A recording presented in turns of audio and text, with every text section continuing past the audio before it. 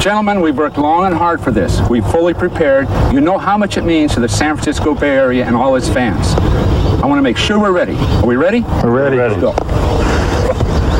Turn on television. You ready?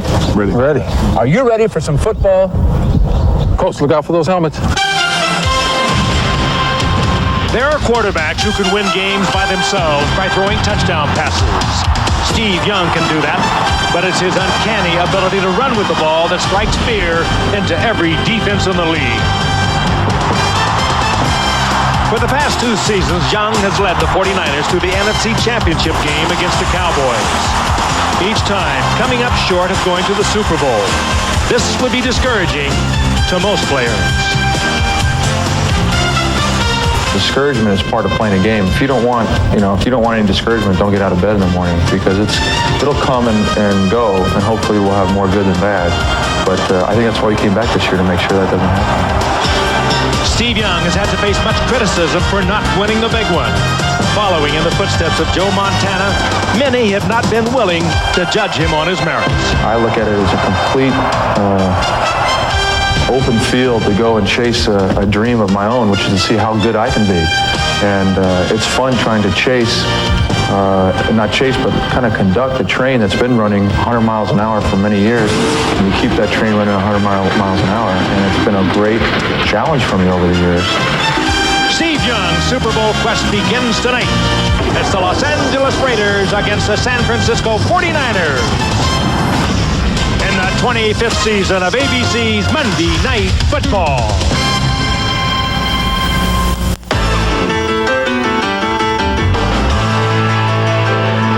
Well, it's Monday night and we're ready to rock. Time to catch all the hits, the bangs, and the flops. It's a Super Bowl season driving in full gear. ABC's big party, the 25th year. We gotta get ready. We gotta get right. The Raiders and the Niners are coming on tonight. So get ready. I mean, get ready. Are you ready for some football? A Monday night party. We got Frank and Al and Dan. We're gonna get it kick-started. Lynn and the crew's all set. The crowd is psyched, 'cause all my rowdy friends are back for Monday night. San Francisco on a beautiful September evening here in the Bay Area as the fog begins to roll across the city. The familiar and inspirational sight of the Bay Bridge. And looking across the bay to Candlestick Park, the home of the San Francisco 49ers, where a record crowd will be on hand, nearly 70,000, to watch the 49ers and Raiders open their 1993 NFL season. Hello again, everyone. Frank Gifford with Al Michaels and Dan Deerdorf. Happy you're with us as we kick off our 25th anniversary season of ABC's Monday Night Football. And having been here for 24 of those 25 years, for all of us at ABC, I'd just like to say we are very proud of the part we have played in making Monday night a real institution here with Monday Night Football. Good game to open our anniversary season with, the Raiders and the 49ers. The 49ers, of course, the team of the 80s with 4 Super Bowl titles. They went to the NFC Championship the past 2 years. They were knocked out by Dallas. They made some changes that they feel will get them by that hurdle. And if you watched Dallas yesterday, you know that's not going to be easy. And the Raiders are a team that returned to the playoffs last year at 10-6. Now, the Raiders team, well, it's the team that has the winningest record in the history of Monday Night Football at 30-10-1. But Al, it's also a team that has come together under a Raiders-type quarterback, Jeff Hostetler. He is a vertical quarterback. They have tremendous speed on the outside, and they could go all the way. Well, Frank, I think it's appropriate that the Silver and Black opens up the Silver Anniversary season with their great primetime record. But what they want to do is end this season on a Sunday night in January in Miami at the Super Bowl. Can they get there? Well, their quarterback, Jeff Hostetler, has been there before with the Giants and won it. They've got a great offensive line, the fleetest set of wide receivers in the game, a good defensive unit with some big play people and outstanding special teams.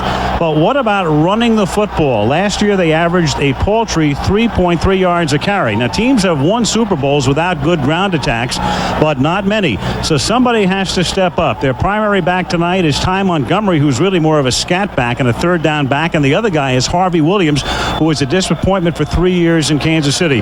One of those guys has to step up, because for the Raiders, I think the road to the Super Bowl is truly that, a road on the ground.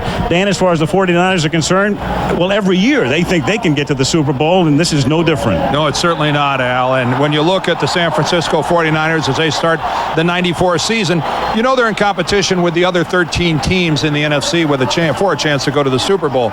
In reality, though, they're only in competition with one other team. The way they look at it, it's the Dallas Cowboys. And if you saw Dallas yesterday dismantling Pittsburgh, it looks like even though Barry is in and Jimmy is out, they haven't missed a beat. So the 49ers know they have to take that step up to the Cowboys level. They had to improve defensively. They signed Ken Norton Jr. They signed Richard Dent. They signed Ricky Jackson. They signed Gary Plummer. They have improved defensively. The challenge for George Seifert's team, how quickly can these new people blend in and become a team? That's the question. The first answer I think we'll get tonight. And as we look down from the Goodyear Blimp Eagle, Candlestick Park, it's gorgeous. The time right now is a little past 6 o'clock Pacific time.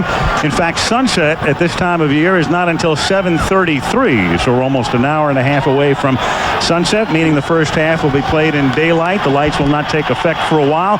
Young and Hostetler, the quarterback matchup tonight. A funny thing about that matchup, there's a guy who has won the Super Bowl, and the only knock on Steve Young playing in the shadow so long of Joe Montana is that he hasn't. Will this be the year? One thing they both like to do, Al, and that is put that ball away and run the football. Doug Bryan takes over from Mike Colfer, who had an erratic career here. Bryan picked in the 3rd round, grew up across the bay, and went to school at Cal in Berkeley. And the Rocket goes back to receive the kick. Rocket Ismail, who spent 2 years in Canada with Toronto and then signed with the Raiders last season. So here we go, the final game of the opening week of the 1994 season, ready to get underway, and it's a beauty. The Raiders and the 49ers before nearly 70,000. And in a swirling wind, it's a bouncing kick that hits at the 20 and rolls into the end zone for a touchback. And these days, that's become a little more unusual, especially with the kickoff back at the 30-yard line. There were only 11 yesterday in the 13 games. So the Raiders taking over at the 20. And they went into the free agent market, and when Phil Simms was named the Giants quarterback last year, Hostetler said, I'm out of here, and he goes to the Raiders and had a great season. Rathman is the former 49er with Montgomery in the backfield. Wright and Brown start as the wideouts. Glover replaces the departed Ethan Horton. Perry is great. Wisniewski's been to the Pro Bowl 4 straight years. Mosbar, the rock in the middle. Gogan is the ex-Cowboy, and Wilkerson rounding out the veteran offensive line. 1st and 10 from the 20-yard line. And off the play fake, the Raiders go over the middle for a 6-yard pickup to Tom Rathman. And that, of course, is a very familiar sight in San Francisco. He's normally done that in a red uniform, and he's done it with a great deal of frequency through the years. Defensively, Bryant Young, their number 1 pick out of Notre Dame. Stubblefield had a great rookie year last year. And the venerable Richard Dent. Lee Woodall is a rookie from Westchester. Plummer, the ex-San Diego Charger. Norton, the ex-Cowboy. Davis, Hanks, McDonald, and Hall is the foursome in the secondary. 2nd down and 3. This is Montgomery swinging to the outside. Reaches for that 1st down and comes up a little short. It's going to be 3rd and less than 1. Eric Davis up from the corner to make the stop. Now, you touched on a few of the changes for the 49ers defense, and they felt that that was one of the things they would have to change to get back into the Super Bowl. They have 3 new linebackers that start tonight. They have an attitude in the middle. There's Richard Dent with 124 career sacks from the Chicago Bears, but they have an attitude with Ken Norton in the middle. Woodall's on one side, Gary Plummer on the other. This is a very different defense than it was a year ago. 3rd and a short 1. They've got McCallum in the game, and Napoleon McCallum on a second effort, a true second effort, maybe even a third, picks up the 1st down. Richard Dent was the first to make contact with him, but McCallum, who really emerged last year in the playoffs as their short yardage specialist, picks up the game's initial first down. Well, you could look at that either way as a real break for the Raiders. You hate to start a ball game with 3 and out, and they have Napoleon McCallum to thank, and thank alone for the fact that they get a second offensive chance here with another first down. A brilliant effort by McCallum. Hostetler to throw under pressure. They set up the screen, and Rathman drops it, and he had room to roam. Oh, did he ever. Good call. Hostetler bringing the defensive line into him. Made it look like he was going to go upfield, dumped it off, and Rathman didn't handle it. But it was well set up. That conservatively, guys, I think would have gone for at least 10 yards. Up front, you want to give your guy one shot, slow him down a little bit. Beautifully established by the Raiders on the offensive line, and Tom Rathman had 3 guys in front of him and only 2 49ers. I think a minimum of 10, maybe 20 yards on the play. 2nd and 10 at the 32. 2 minutes into the game, and Rathman swings to the outside. Up to the 38-yard line, Lee Woodall, 54 rookie linebacker, and Ken Norton, the ex-Cowboy, converge on the tackle. One of the things that you see when you've got a bunch of new people in one place, and that's what we have with the 49ers defensively, is some breakdowns in contain. And we have seen a couple of times now where it looked like a play was stopped in the middle. The Raiders are running, and yet their running backs are able to bounce to the outside and pick up additional yardage. We've seen that twice in the early going here against the 49ers. Let's see if it's a trend that continues. The Raiders with 4 receivers in this set on 3rd down and 3 from the 38-yard line. Keep it on the ground, give it to Montgomery, and he gets out to the 42-yard line, very close to a first down. Bryant Young, the rookie from Notre Dame, makes the stop, and Art Shell trying to get a better look as to whether it'll be 4th and an inch or first down. I think we're going to have to bring out the chains to take a look at this. Referee tonight is Red Cashin. We mentioned all those changes on the 49ers defense, and yet we talked to George Seifert last night. He said he wasn't really ready to think that this team was ready to play a football game until just a few days ago. But he said, we are ready for this football game. But they've made a lot of them along the line, the linebacker position, in the secondary, and you can see Montgomery gets the first down. As they go to the little man looking for that first down. He's only 6 feet and about 190 pounds. A good matchup tonight is this 49er defensive line against this offensive line of the Raiders. The Raiders are big, strong, and physical. Doesn't matter if you're talking about the 60s, the 70s, the 80s, or the 90s. The Raiders play the same way up front. And this 49er front 4 in the past has had problems with big, physical offensive lines. 1st and 10 at the 42-yard line. Here's Montgomery, and he gets tackled in the backfield. So they stopped him on the ground here. But for the Raiders, a promising start on the ground. I mentioned how important it is to establish a good running game. McCallum gave him that initial first down. Montgomery gives him that second first down. And they have controlled the ball through the first 3.5 minutes of the game. There is Harvey Williams, who will also see action along with Montgomery as the feature back. So a good look at Richard Dent and what he can do so well. He is so quick. Big number 95 out on the outside. He just took an up move, and he was right in the face of Montgomery. They tried to chop him with a running back. That's not going to work. 2nd and 12. 4-man rush, good protection. The pass is caught by Andrew Glover up at the 47-yard line. Tim McDonald makes the tackle. Ethan Horton departed, went to Washington, and Glover is the new tight end. And a fine athlete. He's 6'7", a 245-pounder. Goes up very high for the football. He is a big man. He was an outstanding basketball player. We talked to Art Shell about him last night. He likes the way he blocks, and we wondered about that. We know he can come off the line of scrimmage. We know he can catch the ball. Can he block? Yes, he can, according to Art Shell. Just a little green. He only had 4 catches all last year. 3rd and 3. Glover in motion, comes back the other way. 49ers on the blitz, and Hostetler sacked at the 39-yard line by Ricky Jackson, who has done that so many times through the years with the New Orleans Saints. He did 11.5 times a year ago, became a free agent. Price was a little high for New Orleans, signed by the 49ers, doing what he has done for all these years, a lot of them, 14 years Ricky Jackson has been putting on that kind of a show. Boy, he came all the way across the formation. He lined up clear to the right side of the Raider formation and circled all the way to the other side of center to find the opening to get in Hostetler's face and get him down. Jeff Gossett's kick, a low liner fielded by Dexter Carter at the 14-yard line, and he has no blocking at all, and he's buried by a sea of white shirts at the 19-yard line. That's where the 49ers take over after a 46-yard punt. 9:48 to go in the opening quarter. No score.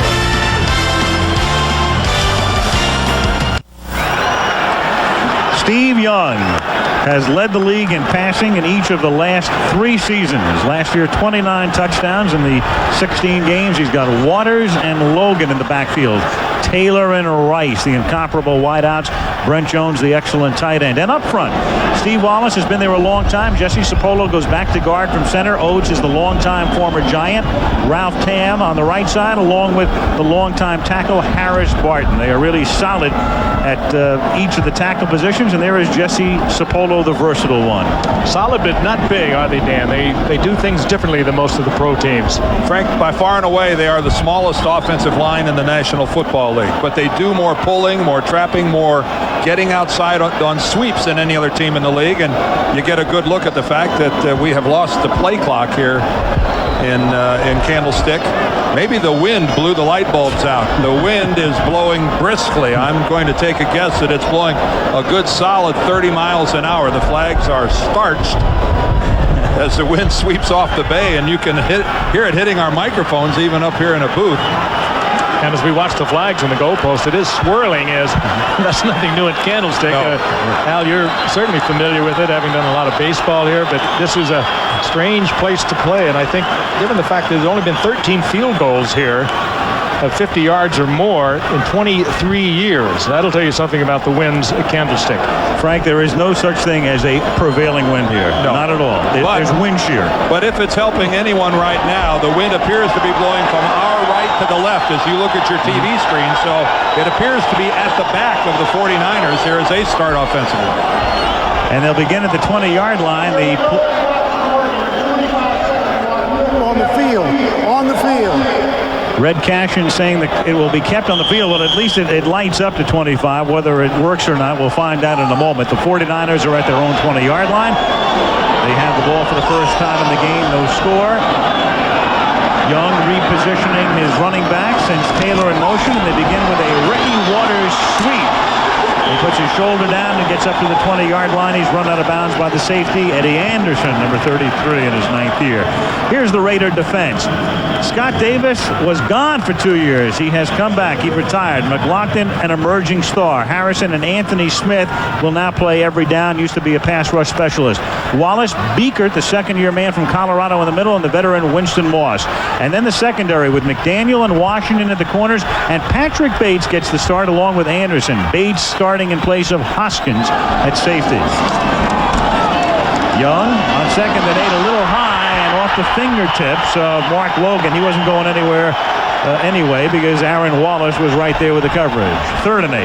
Get a quick feel of what Art Shell talked about last night. He said we are going to play this high percentage, almost cliche term they use for West Coast offense, but a quick look by Steve Young downfield, and he comes right down, goes to Logan, but look how quickly Aaron Wallace is there. They are going to play aggressive. They're going to play a lot of man-for-man on the outside against Jerry Rice and John Taylor. The Raiders love man-for-man, but that also can get them burned.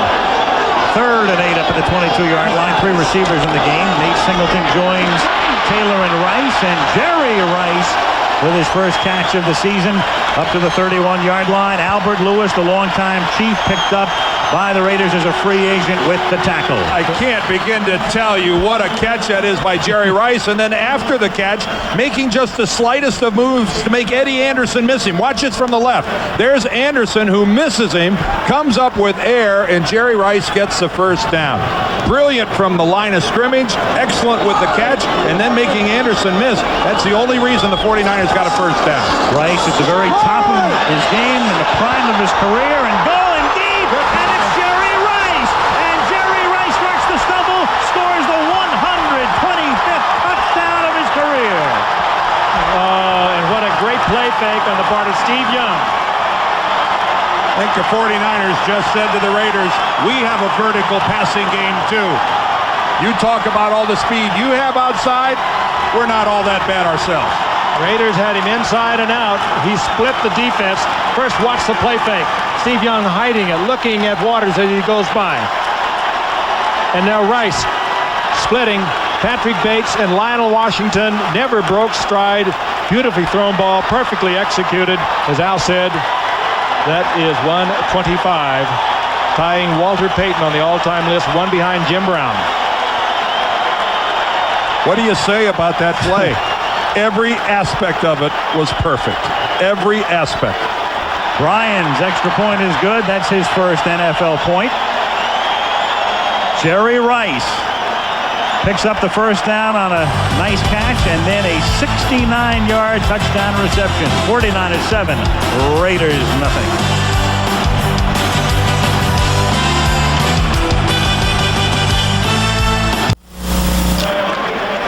That shot quintessentially San Franciscan. Where else? The fog rolling in from the west. Candlestick Park in the foreground.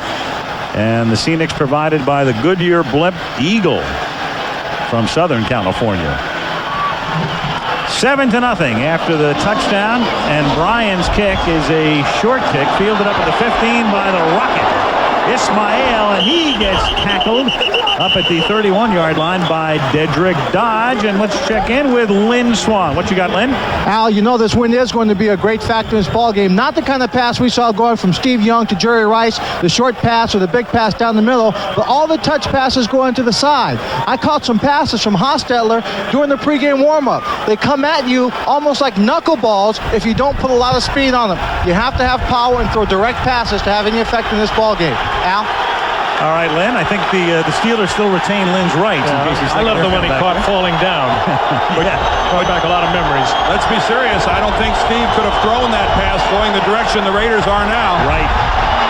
Here's Hostetler from the 32-yard line, and it's simply dropped by Alexander Wright. He put it right on the numbers. Hanks was there, but Wright simply drops it. Second and 10. Just as we were talking about the wind, how difficult it is to throw that way, Hostetler fired a bullet into Wright that should have been handled. There's no question about that. He did everything but catch it for Wright. You got to respect Wright's speed. NFL's fastest man for a couple of years, working on a safety. Merton Hanks converted to cornerback, and Hanks gave him a lot of room. Hostetler was there. Easy first down. He drops it. Wright, a one-time Dallas Cowboy. Second down and 10. And this is Montgomery looking for room. And Montgomery gets up to the 36-yard line, and it was Kevin Gogan who was leading the convoy that time. And there is Norton saying, hey, let's hear it for the defense. Well, Ken Norton, you talk about saving your teammates' bacon.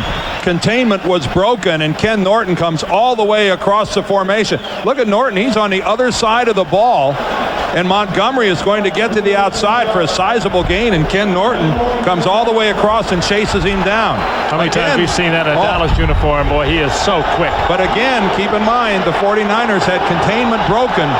When the Raiders felt like doing it, they did it, and that was just an excellent play by Norton to save them. Third down and 6. Good protection for Hostetler, who swings it out to this side of the 44-yard line.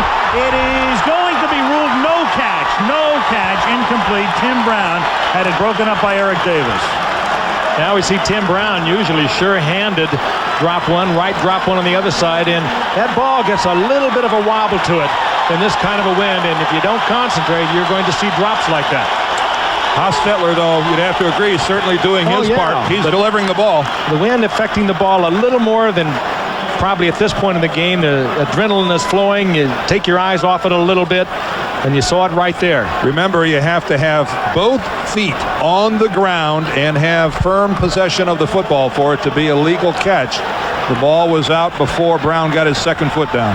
Gossett to kick. It's a liner to the near side. Carter fields it at the 25-yard line. And Dexter Carter almost broke it.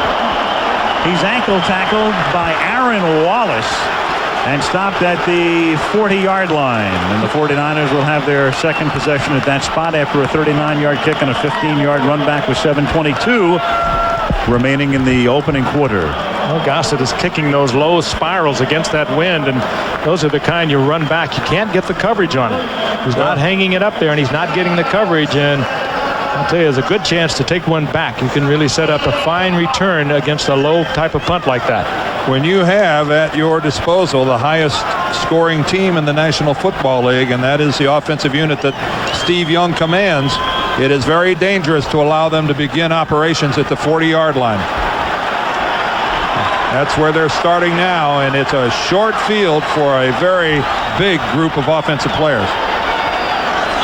1st and 10. 49ers leading 7-0. 7:22 left, first quarter.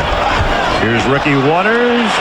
Nowhere at all. Greg Biekert, number 54, making the tackle. They let Biekert become the number 1 man. And it's a risky move in a way. He played very sparingly last year out of Colorado.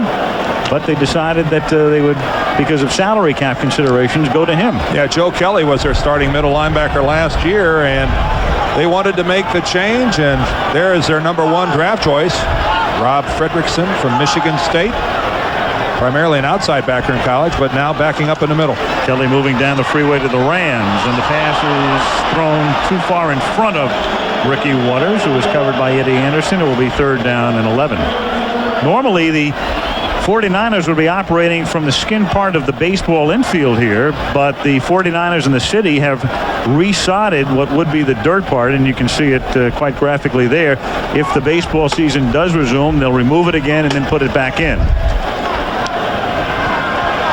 Young, last year in the first quarter, throwing for the most yardage in the league, and again in 1992, so he normally gets off to a hot start, and that is the case tonight.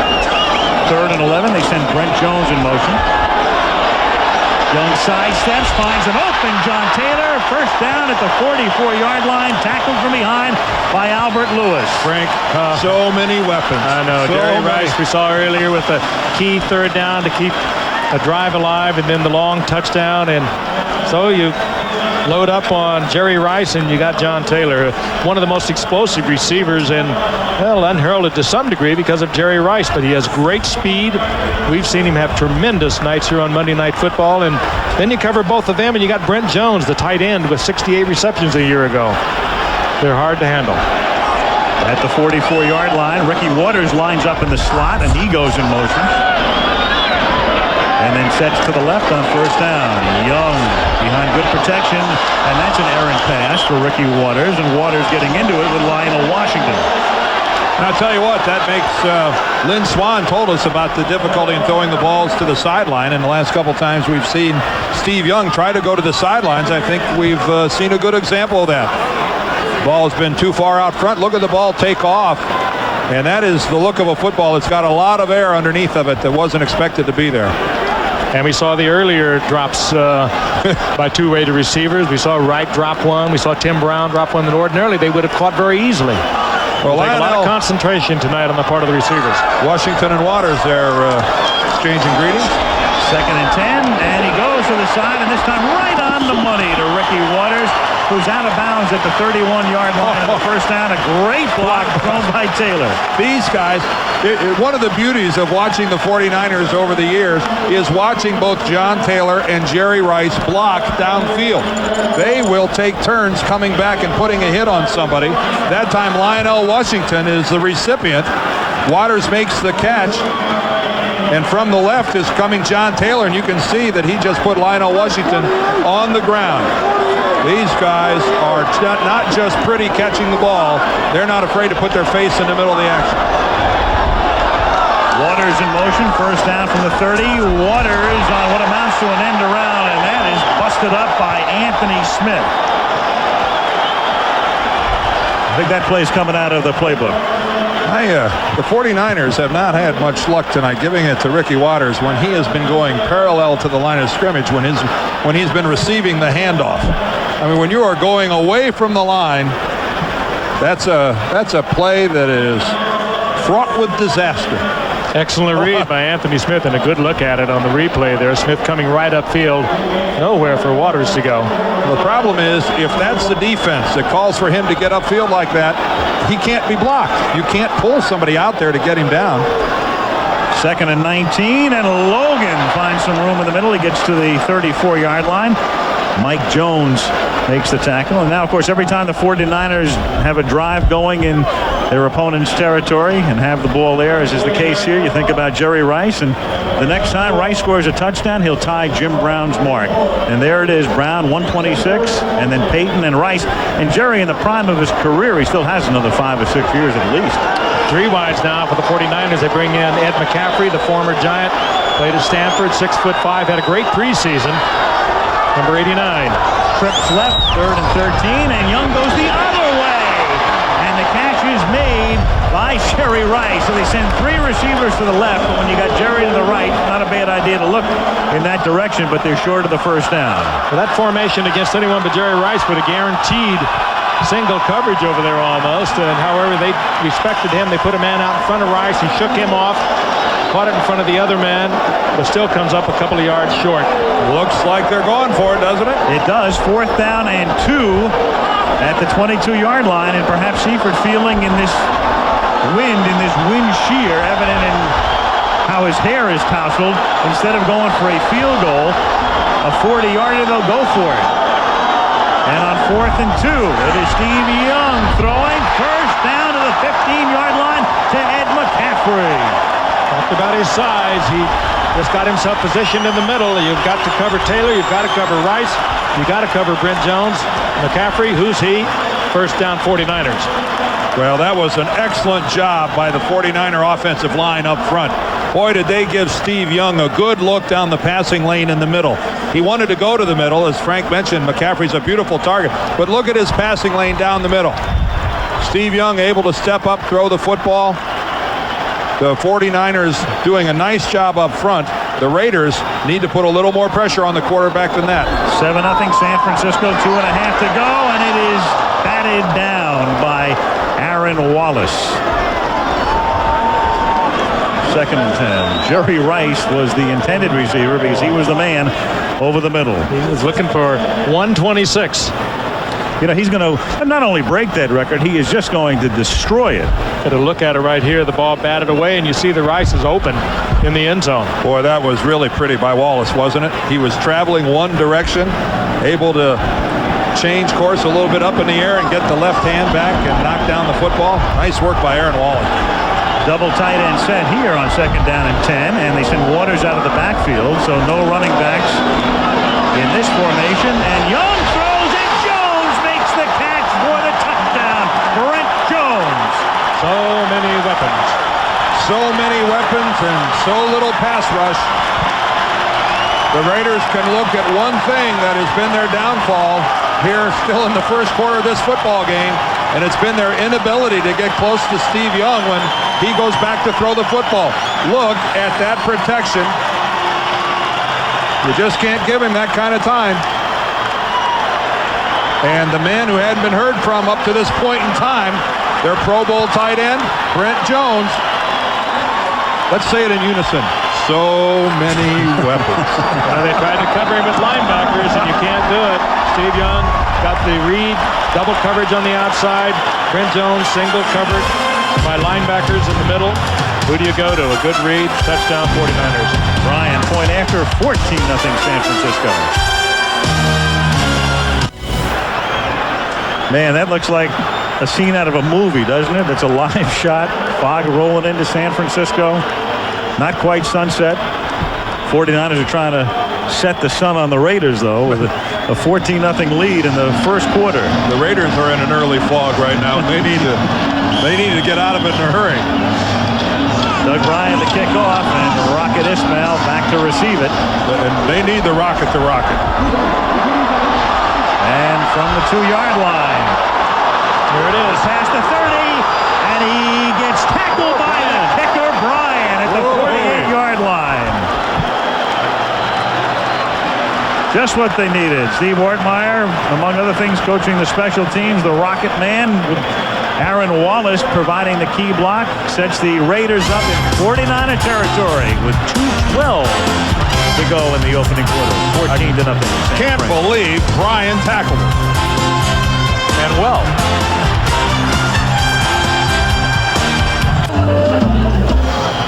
Well, here's a good look at the 49ers third-round draft choice. Brian catching Rocket Ismail, and that is the equivalent of catching a cruise missile in a butterfly net. I'm amazed that a rookie kicker under these conditions drags down Ismail. Here's Montgomery, and Montgomery is tackled back of the line of scrimmage by Dana Stubblefield, a 2-yard loss, 2nd and 12. Monday Night Football is being brought to you by Miller Lite. Great taste, less filling. Can your beer do this? Russell Athletic, for really tough athletic wear that can survive anything. Russell Athletic, get tough. The all-new 1995 Eclipse from Mitsubishi, the new thinking in automobiles. And Visa, it's everywhere you want to be. Outside Candlestick on the hillside behind what would be the near side. Wind blowing up a storm on 2nd and 12. The catch made at the 39-yard line by Tim Brown, coming off a spectacular year. Tackled by Davis. Brown last year caught 80 balls, most ever by a Raider wide receiver.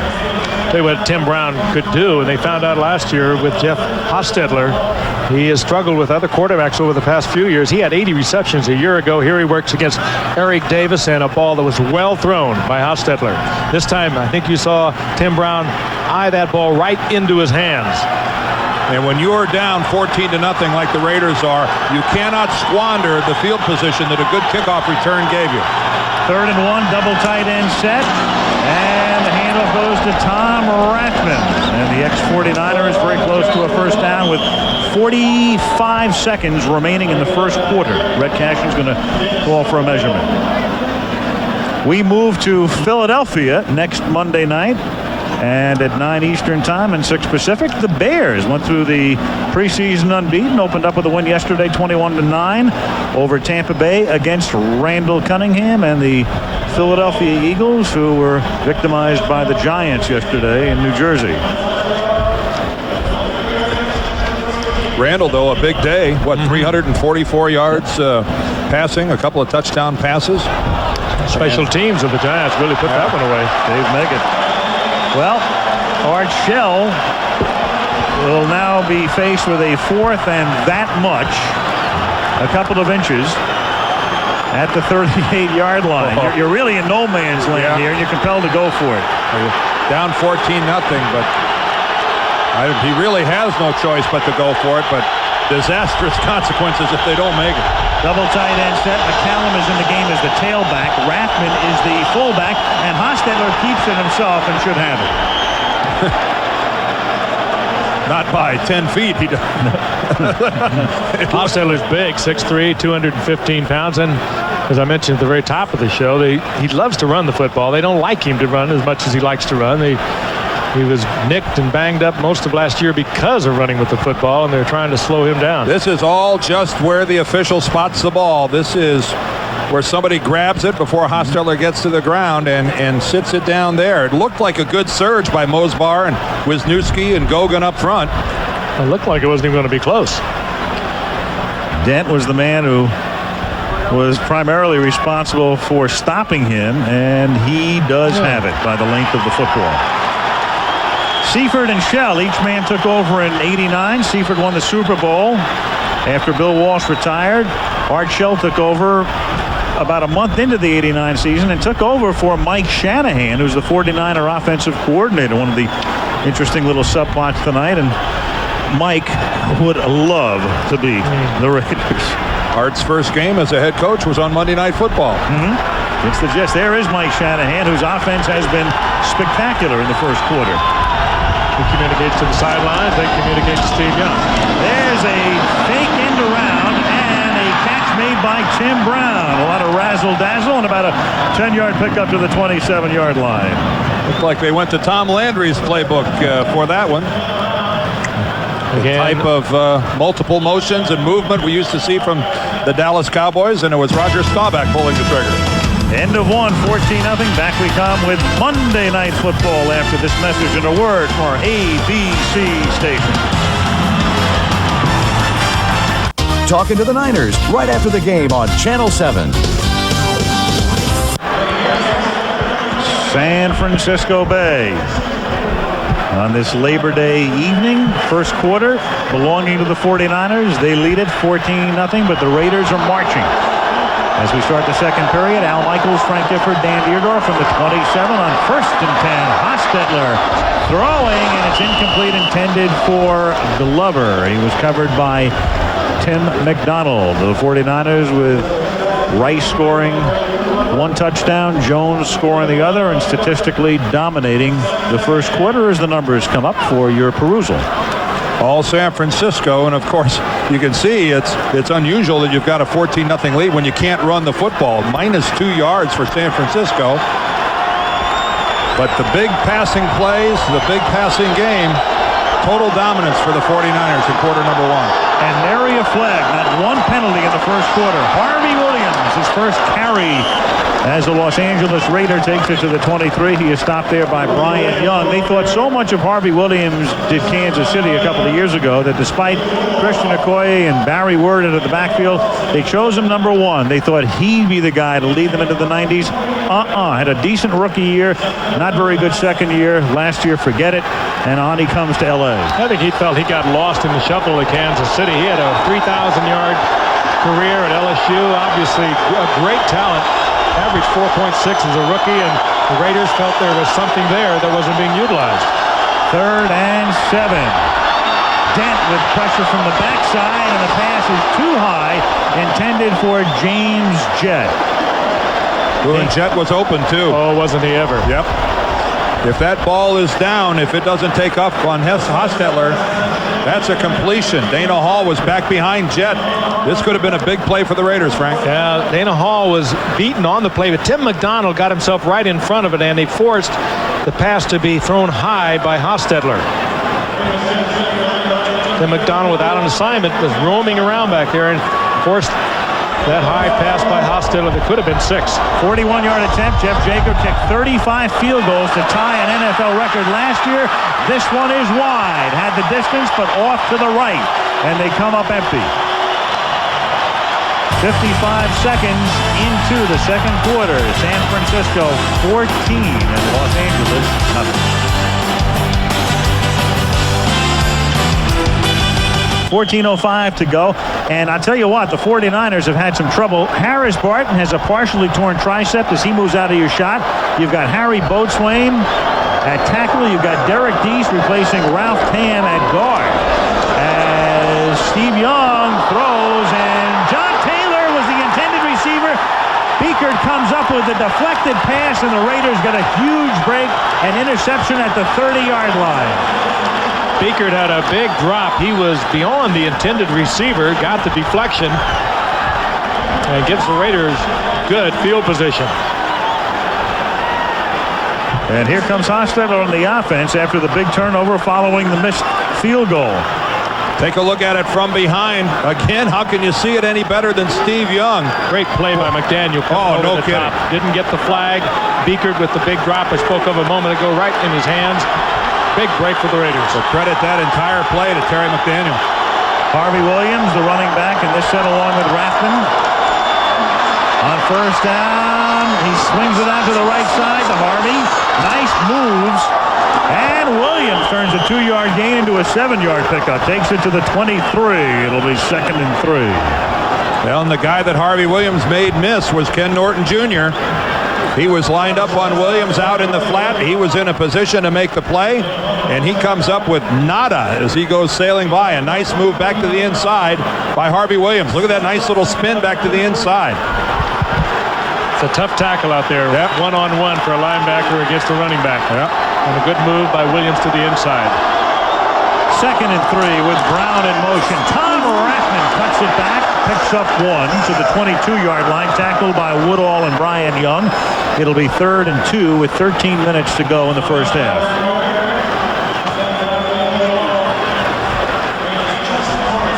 49ers would have loved to have kept Rathman, but again, with salary cap considerations and the fact that they felt it was time to make a move, they drafted young William Floyd as their fullback of the future. And then they have Mark Logan until Floyd is ready. Double tight end set, 3rd and 2 at the 22. Williams the tailback. He takes the toss, cuts it back inside, stopped for near no gain by Gary Plummer. Well, that It's tough to move laterally against this 49er defense. Like the offense, they are oh so quick. Well, They that's flow right with it and cut it off. That's just saying to the 49ers, here we come. Are you tough enough to stop us? In a power formation, you got the wing to that side. You just go ahead and toss it. And this is the old student body. This is the 49ers. Too quick, too agile, too much penetration. They're going to go for it again after the missed field goal. It would have been a field goal of about the same length. And on 4th and 2, with the play clock ticking down, Hostetler has to take a timeout.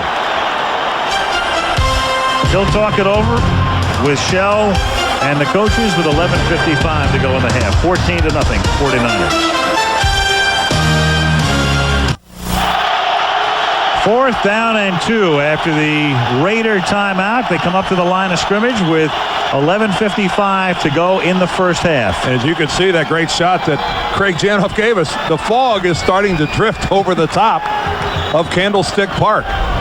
Here it comes right over the top. It's curling over the upper lip of the stadium. That or barbecue smoke. I don't think so. 4th and 2 from the 22, and Hostetler throwing, and the catch is made. It was a little out in front of Tim Brown, but he reached for it. A great catch covered by Davis, and the Raiders keep the march going. That is a down 14-0 call and a great effort by Hostetler to get it in there. Remember, before the Jerry Rice touchdown, the drive was kept alive by a beautiful catch by Rice across the middle. If the Raiders go on and make something happen on this drive and maybe in this game, they might look back to that effort by Tim Brown on 4th down. Big, big, big. At the 14-yard line. Remember, the second 49er march was kept alive by a 4th down conversion.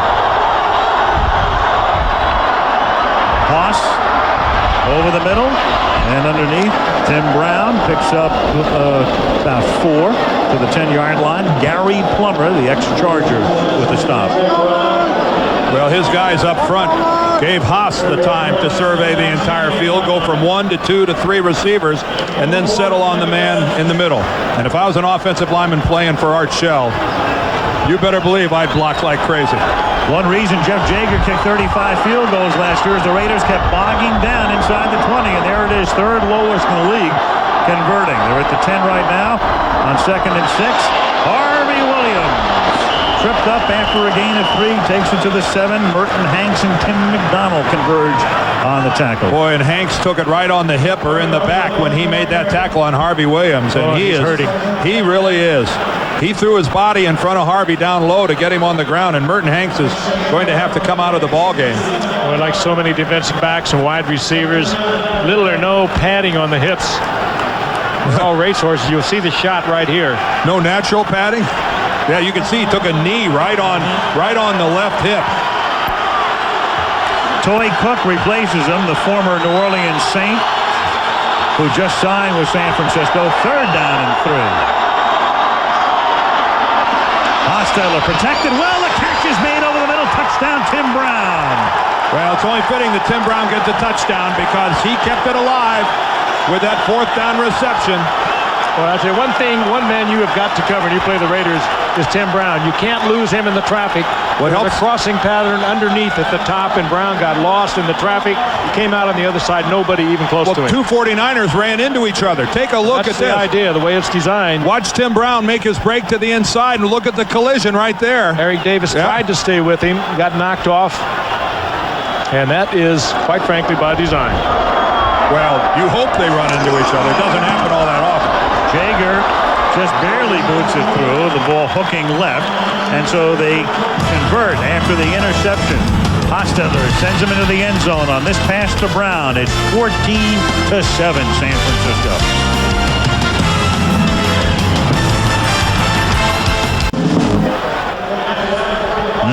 Sailing on the bay.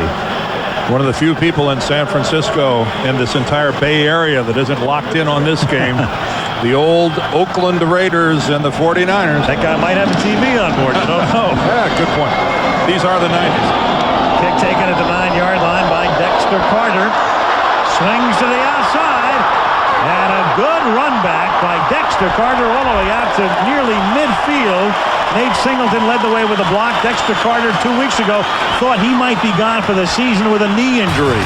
And the NFL is getting exactly what they wanted when they moved the kickoff back 5 yards. Just look at the kickoff returns we've had so far tonight.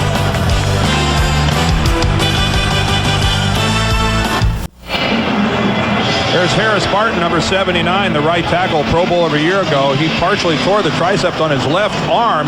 The 49ers are hopeful that he's able to go back in the game. He had a big ice pack strapped to it a few minutes ago. He has taken that off. And they are hopeful that he'll get back in there. Tam injured. They are really thin now offensively at the line. Yeah, Chris Dahlman is their only offensive lineman left. From the 49er 49, Ricky Waters gets pushed back to the 48-yard line. Before you send carts and letters, it's Chris Dahlman, not Chris Dolman. ABC's Monday Night Football is being brought to you by the all-new Ford Windstar. The future of minivans begins today. At the 48-yard line, that fog rolling in. 2nd and 11. 49ers lead by 7. They give it to Ricky Waters, and he gets ridden down by Eddie Anderson at the 44-yard line behind a good block by Harry Boatswain, taking over for Harris Barton. You got a great block by Boatswain, who relieved Barton. And I tell you what, he got one right before it by Deese, who's in at right guard. 63 and 65, the two subs that have entered this game, both come up with big blocks. There's the finisher by Boatswain as he puts the tag on Rob Fredrickson.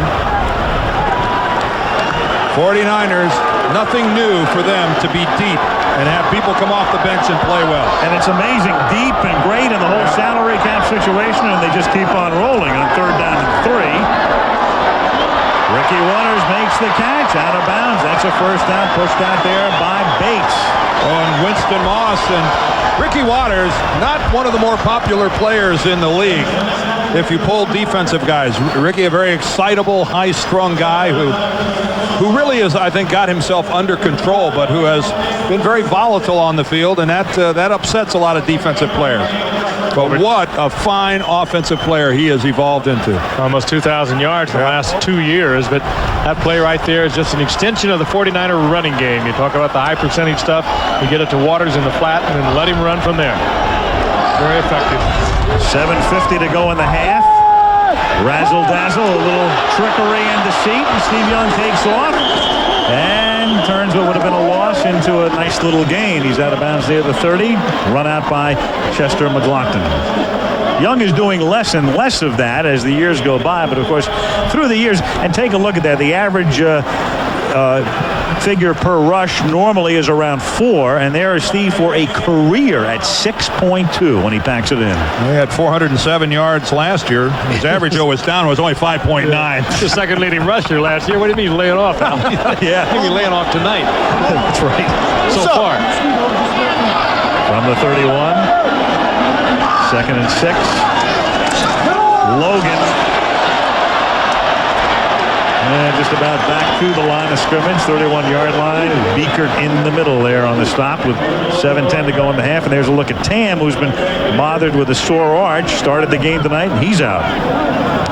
But the 49ers, the other guys up front doing the job, and teams complaining about not being able to sign free agents, and there's not enough depth. And then you look at the 49ers, and they have figured out a way to work the salary cap for George Seifert. And among other things, at the half, we'll talk to Ed DeBartolo about the secret, the team owner. Had some veterans make some sacrifices on their own. 3rd down, 5. Good protection. And Jones drops it. He had it right in his hands. Well, you could almost see, Frank, couldn't you, that his head was turned downfield before he put the ball away. Here's a guy that just goes to the Pro Bowl every year, and he knows it. Just a lack of concentration trying to do B before you do A. Well, you can't do that on a night tonight. We saw it earlier, and then we saw Tim Brown change his whole way of catching the football right here in the game. The wind is just swirling too much not to concentrate and look that ball all the way into your hands.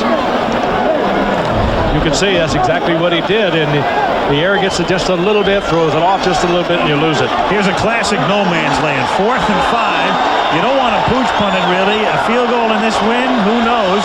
So they go for it on 4th and 5 from the 31. And Steve Young with the middle opening up like the the Red Sea takes it to the 9-yard line. He's really backing off. Yeah, Patrick Bates gets that rare opportunity to take on a quarterback mano-a-mano, and Steve Young not taking the hook slide that I'm sure George Seifert would have preferred he did. I think he was thinking end zone. He had a shot at it. It closed down rather quickly, but a good read by Steve Young. He had no alternative to this. Good coverage on the part of the Raiders. Big hole. The little fake pass pulled off one Raider. He just tucks it under his arm, and I've been watching him do that. He takes all the way back to Greenwich High School. He takes a good shot from Bates. First and goal at the 8, 5:48 to go in the half. And the catch is made at the 5-yard line, and it is Jerry Rice who comes that close to tying Jim Brown. To the 1. Yeah, why don't they give him a reverse and get it over with? I think that's an opinion that's not shared in Los Angeles. Oh, I don't know. Jerry Rice has got fans all over this country. Not many of them are wearing silver and black.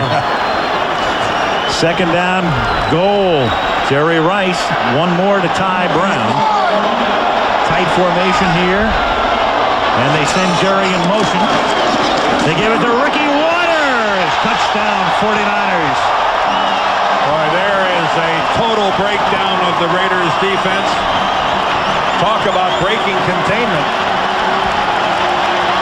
2 scrambles, the key to that drive on the part of this man, Steve Young, who I guess is going to have to win the Super Bowl before he'll ever be held up there in the same kind of esteem as the fabulous and great Joe Montana. Certainly his numbers deserve that. Watch Jesse Sapolo, number 61, coming right at you. He puts Anthony Smith on the ground. All too easy.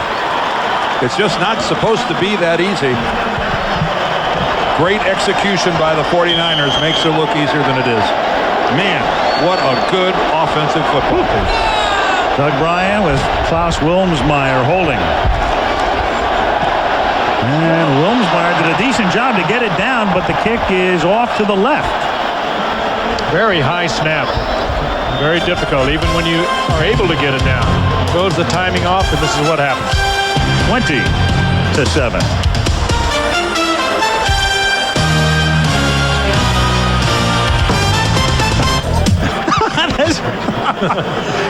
San Francisco with 5:04 to go in the first half. Candlestick Park on opening night. Bryan to kick off. He just missed the extra point. Ralph Tam normally snaps. Oates snapped that time, and the snap was high. The extra point was missed. It's 20-7. Ismael and Williams are back to receive for the Raiders.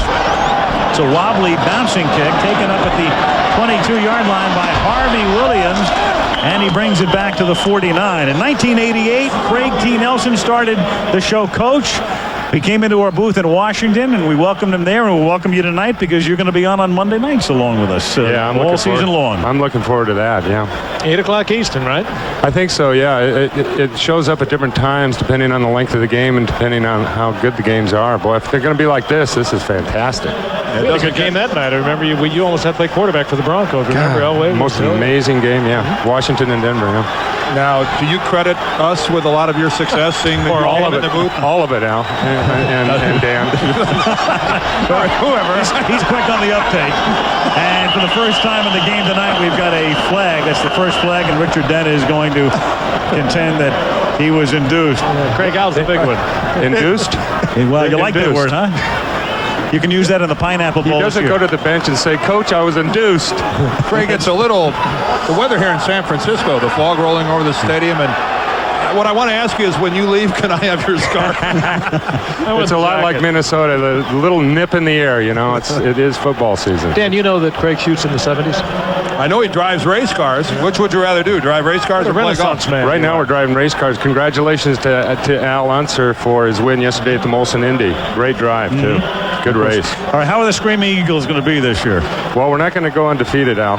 We're not. We did last year. We were the national champs, and it looks real bad this year. Recruiting was way off. All down. So you're thinking about maybe going to the NFL, right? Well, we made the cover of Sports Illustrated. That was about it. On 1st and 5, after the penalty was against the 49ers, the catch is made by James Jett. who takes it to the 36. Craig T., it's great to be a part of Monday night with you. Great that your show keeps on rolling. Thanks, Al. Best to Bill and Shelley and Jerry and the gang. I'll give it to him. Yeah. Terrific. It really is, Craig. It's a great show. Love it. Thanks, Frank. Dan, right. Craig. Good. How are you? Dan. Yes. How are you? Well, you can call me Al. You know, that's a song, isn't it? Hayden Fox. Coach Hayden Fox. Call me Al. 1st and 10 for the LA Raiders at the 35-yard line. 4:20 to go in the first half. Important drive for the Raiders, down by 14. It's Tom Rathman on a counter to the 32-yard line for a pickup of 4. Ken Norton in the middle makes the stop as the clock ticks down in the second quarter. You guys ever feel like star makers? No. Over the year. I just thought I'd bring it up. We've made a few. We've dimmed a few, too. At least we get to meet them first. Always early in the season, we meet the rising stars. We got to look at one there. Art Shell, he was just named to the NFL's all-time football team over the 75 years of their existence. Art 15 Shell. years he played this game, Dan. You know how tough that is. Man, was he good. 2nd and 6 at the 32. Play clock ticking down to 3. And Hoss gets the play off. Excellent protection. Comes back, throws it underneath. Ismail. And the great move. Does he get into the end zone? Not quite. Out at the 1. What a move by the Rocket. A 30-yard pickup. Did he get into the end zone? The officials say no, but what a tremendous move after the catch. Well, that by ball has to break the Ismail. plane. I don't think he did, but it was an unbelievable effort. That move was part move and part just unadulterated speed. Look at the acceleration by Ismail after he heads to the sideline. This is the move I like. Right here, look at the... Eric Davis is lost. And through the middle, Napoleon McCallum for the touchdown. Well, this one is living up to all of the advanced billing. What a first half. 3:07 to go in the half, and it's now 20-13. And if they convert, that missed extra point is starting to look pretty big on the scoreboard. Here's Ismail, the play before. McDonald does a nice job of kicking him out of bounds. The feet hit the pylon, but not the ball. Boy, you can only contain that kind of speed for so long.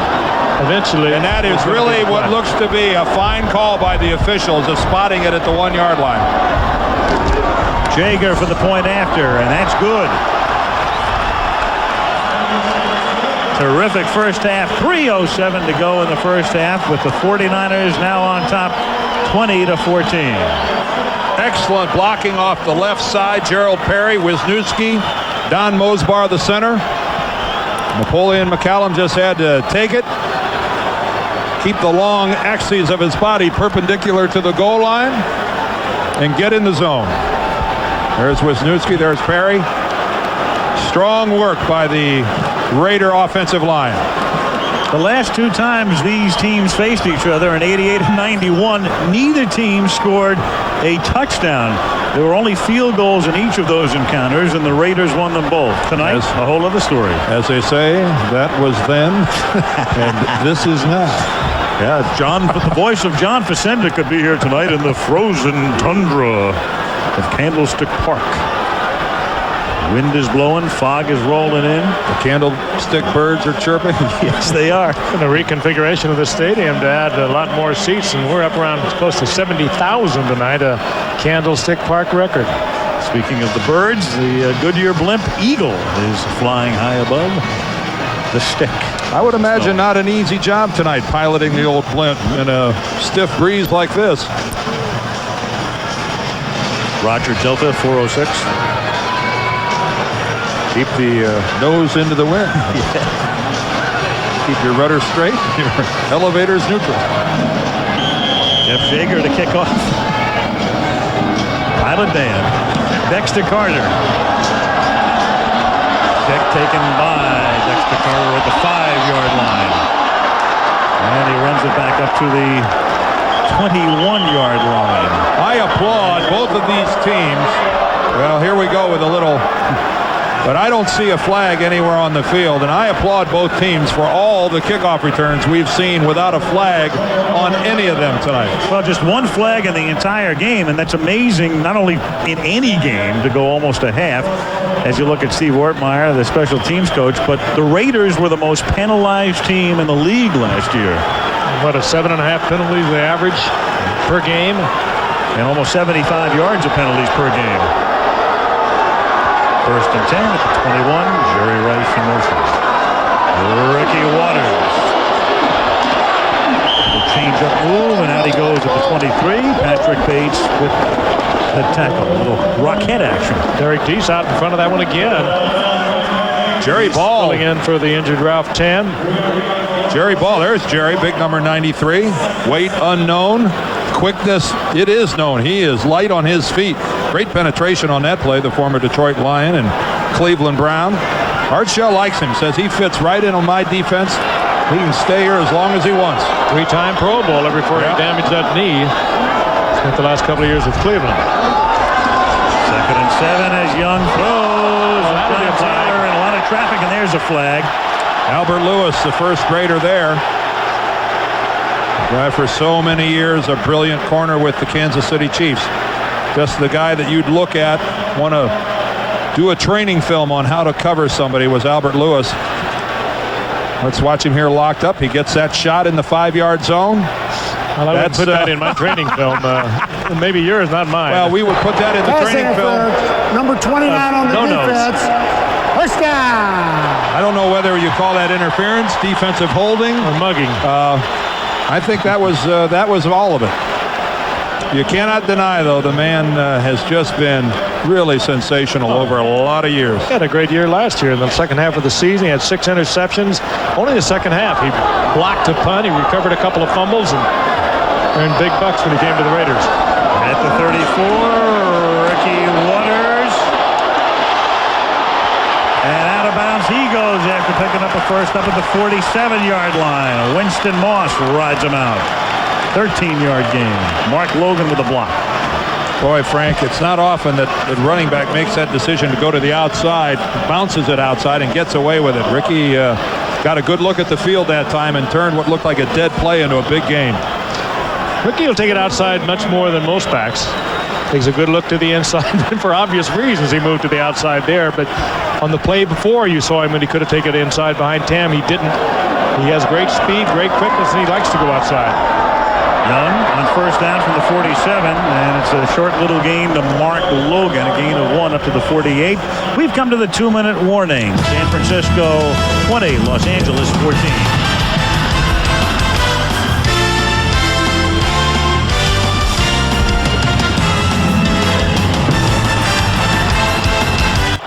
Wednesday, prime time. It is second down and 9 with 2 minutes to go in the half. 49ers up by 6. Young, perfect pass. Ricky Waters, great touch on the pass. Out of bounds at the 29. Dragged out by Aaron Wallace. He floated it despite the wind shear. Put it right in his hands. A 23-yard gain. You just have to admire Ricky Waters and his competitiveness. He just did not want to go out of bounds. Aaron Wallace is hanging him up on the sidelines, and he just won't go out. But blown coverage too, Dan. No question about that. Steve looking downfield, finds Waters wide open. Anthony Smith with the big rush for the Raiders, and he hammers Young. And he's close to drawing a flag with that hammer. Watch Wallace here, who just gets him from behind. Ricky won't go out of bounds. Ends up paying for it with a hit by Mike Jones, but nice effort. Here is Logan swinging to the outside, and it's Smith again. Anthony rides him down just about at the line of scrimmage. Well, this is a series here with 1:37 and running in the first half where the Raiders defense really has to tighten it up. They have done a fine job of getting back in this ballgame at 20-14. But this is an opportunity for them to go into the locker room really feeling good about what's happened here in the second quarter. They've scored 14. The 49ers have only scored 6. Young nearly gets decapitated, then throws, and he throws it out of bounds, and there's a flag down back at the 17-yard line. I think somebody wrapped their arms around Waters coming out of the backfield trying to get deep That flag was dropped way down and very early on the pass pattern. Red Cashin, the ref, against the Raiders. Well, that's a tough mistake with 1:10 remaining in the half. Illegal contact while the quarterback was still in the pocket. 5 yards. First down. Oh, they're going to call that every time this year. They did it in preseason. They warned everyone. Well, you can only make that contact within 5 yards. Well, what Art Shell is arguing, and Red Cashin addressed it, was that Art saying he was out of the pocket. You see, once the quarterback leaves the pocket, the bumping downfield can happen. Here is Dexter Carter carrying on a sweep inside the 20, and he's out of bounds at the 16-yard line. You touched on it. Now, he's almost a miracle that he's here. They thought he was going to have 2 weeks ago reconstructive knee surgery, torn ligaments it was diagnosed as, and he's back. He's running and running back kickoffs. It's really remarkable. Well, his role has changed vastly. He was their #1 pick out of Florida State in '90, but turned out not to be the answer. Waters was, and now Dexter's primary role is to run back punts and kickoffs. And he's the backup to Waters, who's back in the game at a 2nd down and 3 at the 16-yard line. And Waters has to reverse his field. They close him down at the 23-yard line. Chester McLaughlin, under a minute to play in the half. That's almost impossible anymore with the speed of the people that play this game today. Timeout, San Francisco. Well done by the Raiders at the front side of the play, and then Anthony Smith, number 94, who really has developed into one of the fine defensive ends in the game, stayed home on the backside, and when Ricky reversed his field, he was looking at big number 94 with nowhere to go. Again, can't overestimate the importance of this series for the Raiders. All right, there's the play on the front side, dead because of McLaughlin. Ricky turns around, and he has to stop because there's Anthony Smith. It's easy to get in that pursuit lane and really take off, headed downfield to try to get in on the action and not honor your responsibilities back home. Red Cashin did a good job. explaining to Art Shell what transpired on that penalty flag a short while ago, and Art Shell obviously he's not convinced that Steve Young was in the pocket. At halftime, Brent Musburger in New York. He'll visit with Dan Marino with the 5 touchdowns yesterday. Peter King comes along, and then Ed DeBartolo, the owner of the 49ers, will join us as well on the Lexus halftime report. On 3rd and 11, the handoff to Mark Logan, who takes it down to the 15-yard line. The 49ers have a pair of timeouts remaining, as do the Raiders. And the clock continues to run. What Seifert would like to do, of course, is take as much time off the clock as he can and put it into the end zone and leave the Raiders with nothing. Well, they're going to go for the field goal and try to pad their lead by another 3. Bart Oates, remember, who is snapping, the former Giant, with that bad snap on the extra point earlier, and that cost them the extra point. They're going to let the clock go down, call timeout, as they do here with 8 seconds. So he'll snap again with Wilmsmeyer holding and the rookie Bryan to kick. I would have let it go beyond 8 seconds, because if this is a well-executed field goal, I think the Raiders will still get a kickoff return if it's good. I'm not sure this will consume 8 seconds. Well, there was 1 second left on the play clock. And when you have somebody like a Rocket Ismail, it becomes this is significant. A good break for the Raiders that they may get a chance at a kickoff return. Now, of course, this kick is not through the uprights yet. Bryan missed the last one and missed it badly on a duck hook to the left. Steve Ortmeyer was shouting out instructions. Now Bryan will kick from the 23, so it's a 33-yard attempt. Trying to put the 49ers up by 9. Great career at Cal, highest kicker taken in the draft this year in the 3rd round. And the Raiders, I think, went timeout now. Tossing a little ice into the shoes of Mr. Bryan. Why not? He's a rookie. They give him something to think about. Actually, there's a Raider who appears to be shaken up.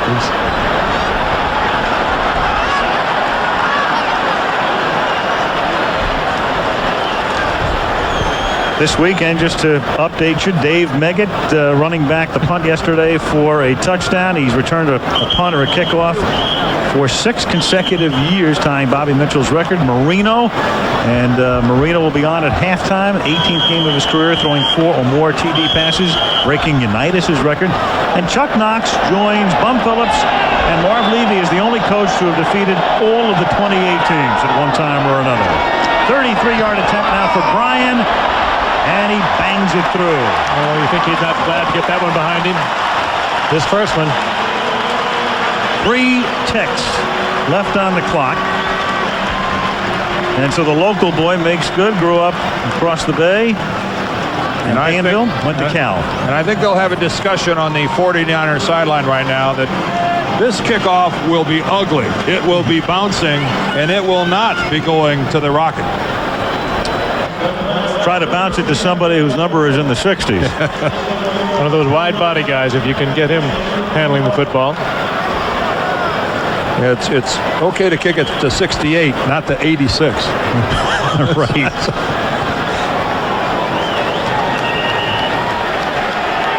Even a 51 or 52 wouldn't hurt.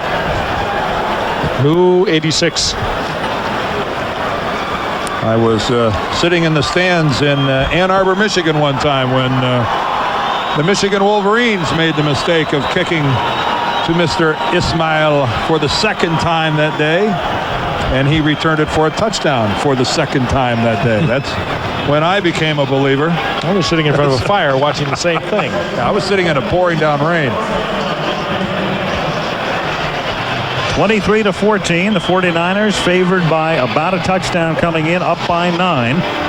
And Bryan is going to send it out of bounds, so it's not a bad move. You're basically saying to the Raiders, hey, look, here are 3 seconds, and let's see if you can go 60 yards. Yeah, they'll spot it up at the 40, and anything that doesn't put it in Rocket's hands is a successful kickoff for the 49ers. You know, another rule comes into play here now. That is the contact, illegal contact beyond the 5 yards of the line of scrimmage. Now, usually they go in a situation like this with something they call a Hail Mary. Now, you're going to be very careful of your contact because they are going to call it on this also. And that's just hanging up the ball and looking for the penalty, and I'm sure that's what we're going to see. And it's one of the things that George Seifert told us last night he was concerned about.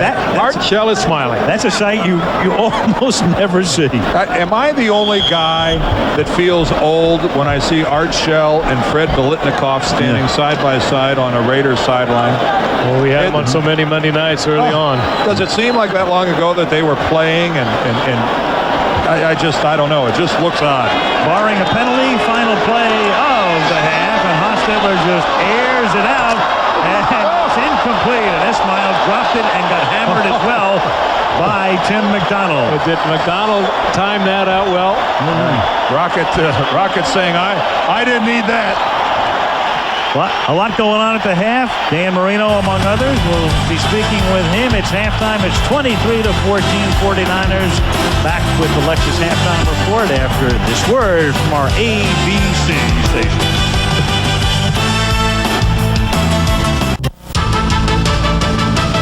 The Lexus Halftime Report is brought to you by Lexus Luxury Automobiles, the result of a relentless pursuit of perfection.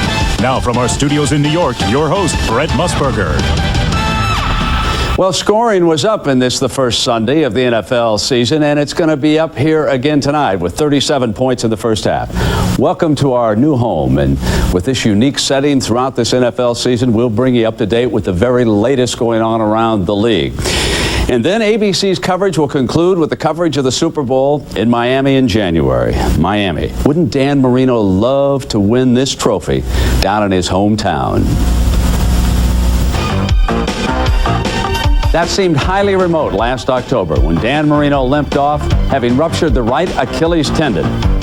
But less than a year later, yesterday in Joe Robbie Stadium, he was introduced as a starter against New England, and all Dan did was throw for 473 yards and 5 touchdowns in a 39-35 victory over the Patriots. Dan joins us now from Miami. Dan, first question is, how did the Achilles tendon come out of the game yesterday? It felt pretty good, Brent. Actually, my legs are a little sore after. It's been a long time since I've played 4 quarters of football, and yesterday I did that, and my legs are a little sore, but I feel pretty good right now. Conventional wisdom was you could no longer throw as long, and you weren't going to be mobile. You were going to have a tough time. Well, I know that I have a certain confidence in my game and what I can do, and I'm not really worried about what other people think as far as that's concerned. I have a job to do when I go on the field, and that's to help my teammates and do whatever I can to win the football game, and that's what I try to do. 4th and 5, Dan. I thought maybe the coaches said first down's enough, but not Dan Marino. He went for all of it.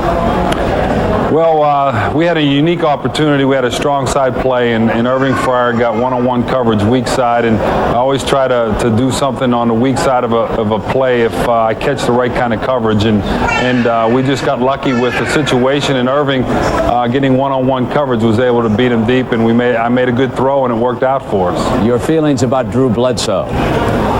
Drew is going to be a great player for a long time in the NFL, and he showed a lot of poise yesterday, and it was kind of a shootout, and Drew made some great throws, and he's going to be an excellent player. Dan, thank you very much. Okay, Brent. Packers are next for the Dolphins, and coming up, we're going to hear from Peter King.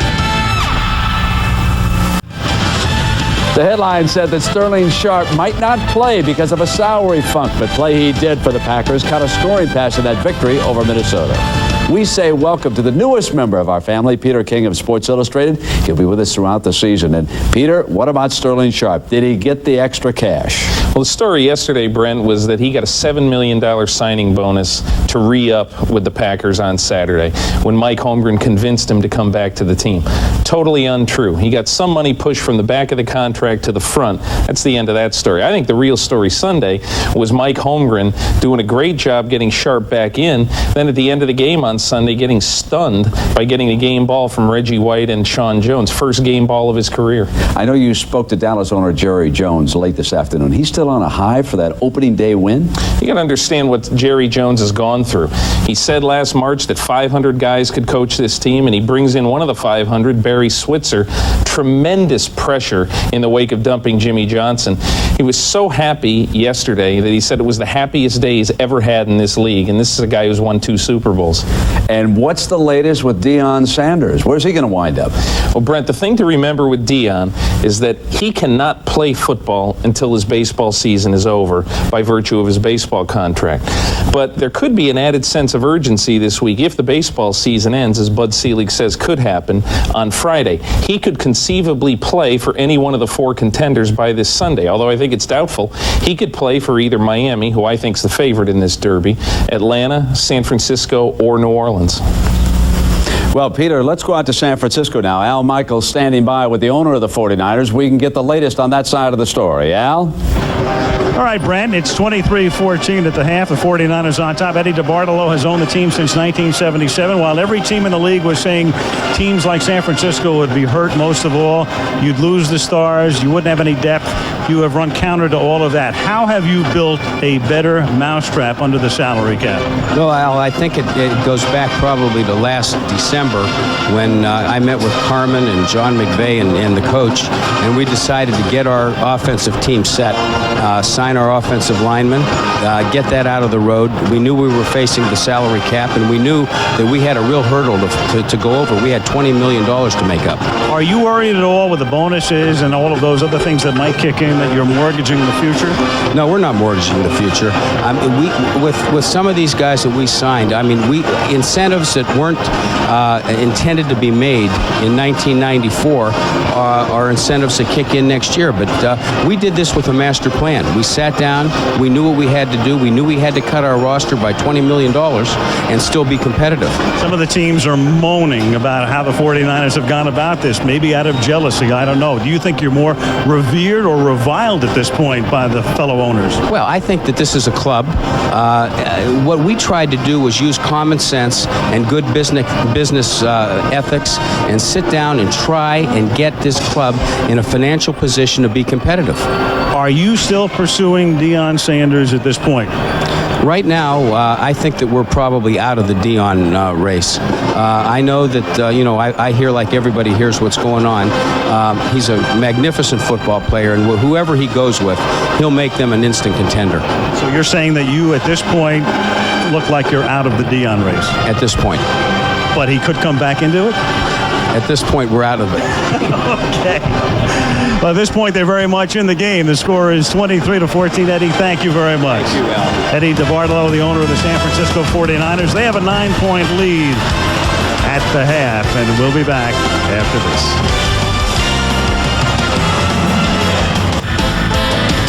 ABC's NFL Monday Night Football is brought to you by Eagle. Test drive an Eagle Vision at your local Eagle dealer. Southwest Airlines. Flying the low-fare airline is just plain smart. And new Ice Brewed Ice Draft from Budweiser. Taste the future of draft beer. We are back at Candlestick Park in San Francisco. Al Michaels, Frank Gifford, and Dan Deerdorf. Lynn Swann patrolling the sidelines. Good first half as the 49ers lead it 23-14 on opening night at the Stick. Before nearly 70,000, the newly expanded Candlestick Park. Dexter Carter back to receive the kick. We'll see Steve Young's offense out on the field after the return as Jeff Jager puts it in the air. And it floats down to the 12-yard line, and it's taken there by Singleton, who brings it back to the 20-yard line. Donald Frank makes the tackle on Nate Singleton, and that's where Steve Young will begin action here in the third quarter. And let's take a look at the numbers through the first 30 minutes of play. I think we'll see somewhat of a comeback by the Raiders in the numbers department, although they're still trailing by almost a 2-1 margin, but that's better than it was at the end of the first quarter. Only the Raiders have scored because of a turnover. They got a touchdown because of a mistake by the 49ers, and a pretty good tackle here getting started off here in the second half by Beaker. Logan picks up 4, and let's get an update from Lynn Swann. Al, I talked with George Seifert coming out of the locker room at halftime. Both Ralph Tam and Harris Barton, the right tackle and right guard, will not play in the second half. It's of great concern to him. Also in the first half, when he went forward on fourth, he said depends on where he is on the football field. He has great confidence in his offensive unit, but you might see him going forward more often on fourth. Second down and 6 at the 24-yard line. Off the fake. Going deep. He's got Rice, but covering on the play. Albert Lewis closing in to break it up. Oh, Lewis made a great play on that. Stayed to the outside. Had his eyes locked into Steve Young, who locked onto Jerry Rice a lot earlier than he usually does. Lewis made a real fine play. 4 times a Pro Bowler for Kansas City. Look, he's picking up Rice. Got spun a little bit, but he didn't get turned around. I think the wind got that football, or else Steve just threw it farther back to the outside of the field than he wanted. You see how Rice is having to react back to the ball? Frank, if that ball is thrown down the middle of the field where Rice can continue to come across the middle, that may have been a touchdown. 3rd and 6 from the 24-yard line. And it's batted down. That's something that happened quite a bit to Young during preseason play.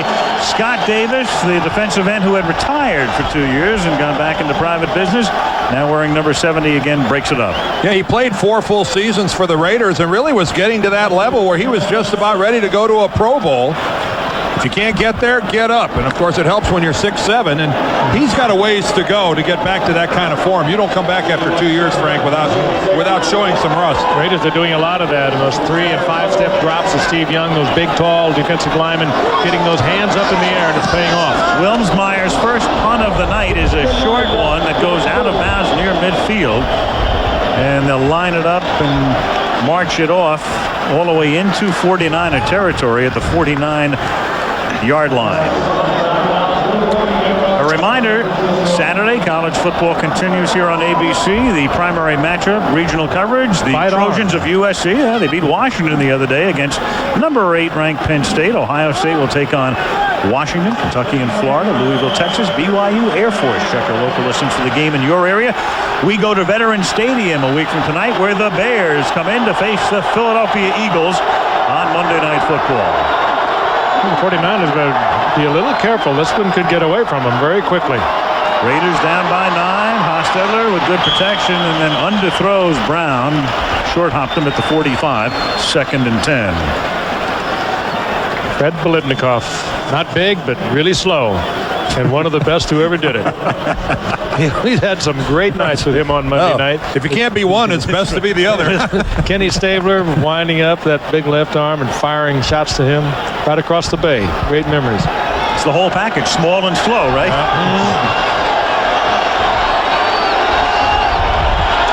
On 2nd and 10. Hostetler stepping away and then shoots one off to the near side to the safety valve as Dennis Brown put the pressure on. Tyrone Montgomery makes the catch for a gain of 1. Well, Candlestick Park, that fog continues to roll in. Normally September and October the best months of the year, but a little windy and a little chillier than normal tonight. But this crowd is fired up. The 49ers up by 9 against the Raiders, who for many years played across the bay. Here's Ricky Jackson, who already has a sack tonight, in on a 3rd and 10.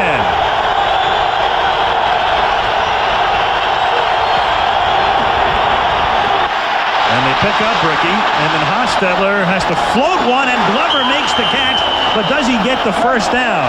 No, I think he's about a yard or 2 short.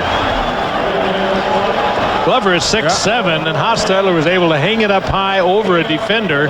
He's short of the first down. It was Hanks who was in front of Glover, but Hostetler with a well-thrown football to throw it and utilize the height of the 6'7" Glover. Well, look at Haas. He's going to push himself away from his offensive lineman with his left hand to get himself a little room to make the throw. Hanks, good position, but Glover had that height, came down with it, and it will give the Raiders an opportunity to keep it alive, yet they bring out the punt team. 4th and a yard and a half, and again, this is one of those almost no man's land categories, and they opt to have Gossett. Oh, they got to tell him timeout. Pooch punt it, Coffin corner it, and in the meantime, they're going to take a timeout, or the 49ers. It's a San Francisco TO with 12:38 to go in the 3rd.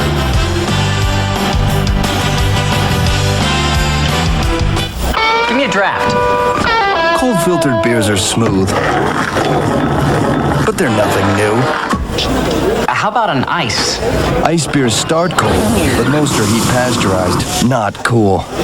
Bud Ice. That's why Bud Ice is ice brewed and cold filtered to start cold and stay cold. Get real cold with icy smooth Bud Ice and new 96-calorie Bud Ice Light. What more could you want?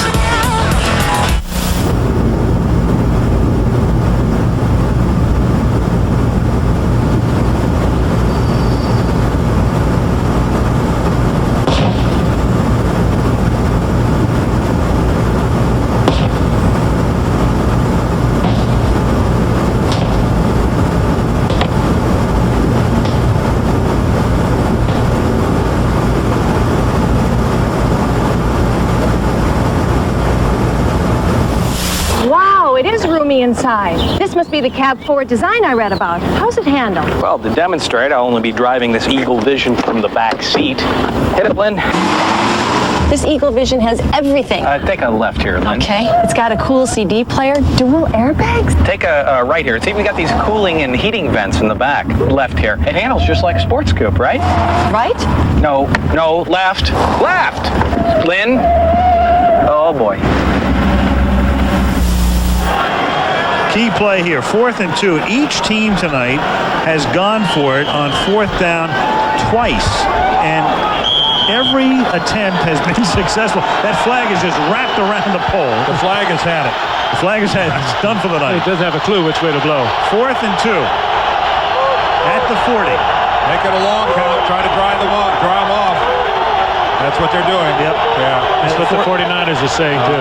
This is the NFL here, Jeff. I don't think they're going to. They won't snap the ball. They're going to punt it. Yeah. Well, they'll take the delay. Tough to do in this league. 49ers proud of themselves. They showed the discipline. Well, they had a whole timeout to talk about it. They had 2 minutes to discuss it. I think they genuinely thought the Raiders were going to go for it. Of course, they did talk over all the options, and a lot of discipline, and out comes the punting unit.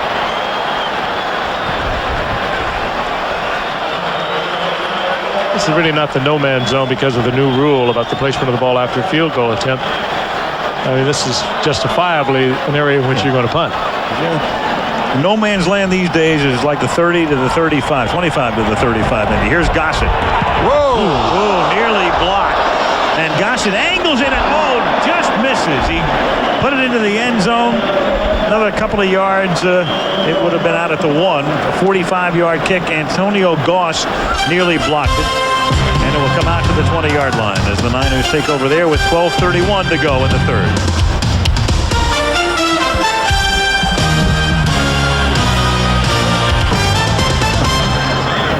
We're at the Chrysler test track along with off-duty police officer Kirk Harris to test drive the performance of the 3.5-liter 24-valve Eagle Vision. You think he can handle all that power, officer?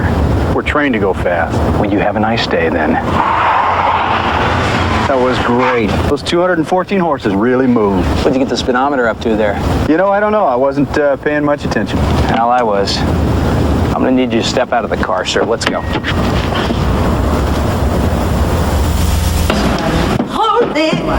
Morning, Marta. You see these people? They work for Gramercy Press, and their lives are about to change utterly. How? I can't talk about it on the elevator.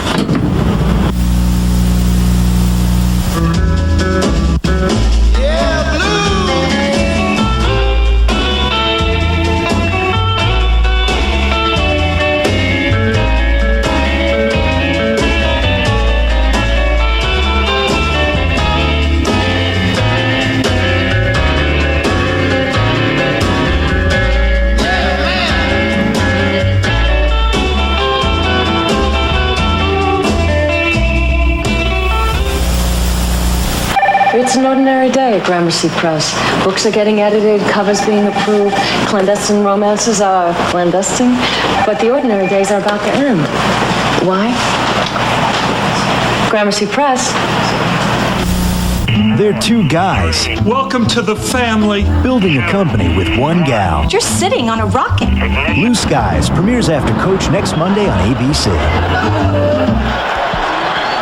Monday Night Football, the beginning of our 25th season. 49ers on top 23-14. They have it at their own 20 on 1st and 10. And it's off the fingertips of Mark Logan coming out of the backfield. It'll be 2nd down and 10. We're seeing a lot of balls drop tonight, and again, it has to do with the swirling wind, I'm sure. We look at Steve Young on that play, looking downfield, the quick read, the quick firing out in the flat to the back out of the backfield. 2nd and 10. Jerry Rice split to the right. He's caught 4 tonight for 96 yards and a touchdown. And Young looks over in that direction and finds his favorite receiver up at the 29. McDaniel makes the stop. And, you know, Jerry Rice has been talked about for years, but I think he's really now getting his due. Everybody beginning to talk about him as the greatest of all time, and there's not a lot of argument. You know what they don't talk about as much, perhaps? Well, I know Dan talked about it last year. We finished with Philadelphia here at the end of the regular season, and we talked about the conditioning work that he puts into it, the work ethic that he's had. I mean, he works harder than any 49er. Consequently, he's never missed a game, and now he's in his 10th season. 3rd and 1, and through the middle, and just getting that first down is rookie Waters. He crosses the 30-yard line to sustain the drive with 11:50 to go in the 3rd quarter. Jerry Rice, by the way, with over 100 yards tonight. That's 45 times in his fabulous career that he's hit triple figures. Well, not many on Monday night, Al. I mean, he's had some great nights on Monday nights. I think 19 touchdowns coming into tonight. Just remarkable. The record for 100-yard games is 50. Don Maynard holds that mark, the former Jet, and Rice within 5. On 1st and 10, Young! And again, it's Rice at the 43 of the Raiders. I know we keep talking about guys like Jerry Rice and Don Maynard. You know, one of the common denominators here is the fact that they're receiving some nicely thrown balls from some great quarterbacks. With Jerry Rice, it's Steve Young and Joe Montana. Obviously, with Don Maynard, it was Joe Namath. These are gifted receivers that get open, but the ball gets there. And look at how the ball gets there. That's a nice pattern by Rice, but look at that. A perfectly thrown ball by Steve Young. A little bit of sports trivia. The Giants released Don Maynard. Did they really? Yes. I played with him 2 years, and then let him go. After that, Hall of Fame career. Here's Ricky Waters finding very little room to roam. There's a flag down. He picks up one. Chester McLaughlin. Don Maynard finished his career in St. Louis. He was a teammate of mine as well. Speaking of Monday night football, 119 in Rice's career on this series, and that breaks the record held by Art Monk. And how many touchdowns on Monday night? Lined up in the neutral zone. Number 51 on the defense. 5 yards, still first down. 19 touchdowns. coming in and 20th tonight. Well, he likes prime time. He loves any time. Daytime, nighttime, afternoon, morning, middle of the night. I don't think it matters much to this guy. But again, he's never missed a game because of an injury. At the 38, it's 1st and 5. Oh, see. That's called your hard count. Don't get thrown out of the game, Harry. Yeah. Oh, the 49ers are awful thin on the offensive line. Boy, they can't afford to lose anybody. They've already lost Barton and Tam. Don't lose your head and throw a punch and get banished. False start. Number 8 on the offense. Yes, they 5 called it. yards, still first down. The hard count by Steve Young gets the call. You know, it's a 5-yard penalty on the team when the quarterback comes out early, but it's the offensive linemen that get their heads banged. The quarterback leaves early, but it's the poor offensive lineman who get thumped. That's the way it always. They get knocked backwards. They get their heads jammed back into their shoulders. Every now and then, this resentment just oozes out of you, about offensive. That's where the quarterback skill has positions. the quarterback has that sheepish look on his face back in the huddle. Sorry. We're back to 1st and 10 from the 43. And Young. It's at the 34. Close to a first down, be a little short. Steve Bono's in Kansas City. Elvis Gerbach is the backup, Steve. I think your head coach and you might have a little talk. You admire his competitiveness, but a quarterback in this league, when you don't have a proven backup behind you, when you get in the open and a chance to go down, you got to take the hook slide. You got to protect yourself. He's such a good runner, such a good athlete, such a competitor. He knew that he needed another half yard for that first down. But he is no way he's going to hook slide it. But he's not made of kryptonite, Frank. And it's a long season. Made a good move to fake out McDaniel. It's 2nd down and 1 at the 34. Young, again, that elusiveness paying off, but at the 41-yard line, it's McLaughlin. After Aaron Wallace couldn't corral him, Chester takes care of him. And this is what we talked about earlier that the Raiders were not doing. They were not getting into the face of Steve Young and forcing that kind of movement out of the pocket. A little change of tactic perhaps at halftime. And a little bit more pressure now on Steve Young. That's what they needed in that first quarter. And, of course, the 49ers missing their 2 starters on the right side. Derek Deese, number 63, is in there at right guard, replacing Ralph Tam. And Harry Boatswain in at right tackle, replacing Pro Bowler Harris Barton. The Raiders are the best in the league at dealing in that defensive line. 3rd and 9 at the 42-yard line. San Francisco leading by 9. I think a flag. I think delay a game. Delay by the offense. 5 yards, still third down. So that's going to make it 3rd down and 14 now with 8:46 remaining in the 3rd quarter. Boy, to go from a 2nd and 2 back to 3rd and 14, that's very disappointing. And very un-49er-like. You rarely see that. Yep. Good pressure, though, by the Raiders up front. Taylor and Rice both come out to the left side with Jerry in the slot. They've moved Anthony Smith up there on Boatswain. Young looking Rice's way, looking Taylor's way as well, and it's intended for John and incomplete, and Albert Lewis is there to help break it up. Lewis had the coverage, but that just about got in there and was caught by Taylor. Albert Lewis in a man-for-man defense was looking only at Taylor, and that ball almost was caught. So the 49ers, who were moving, all of a sudden find themselves in a situation 4th and long, having to punt. Klaus Wilmsmeyer's second kick of the night. Tim Brown back to receive it.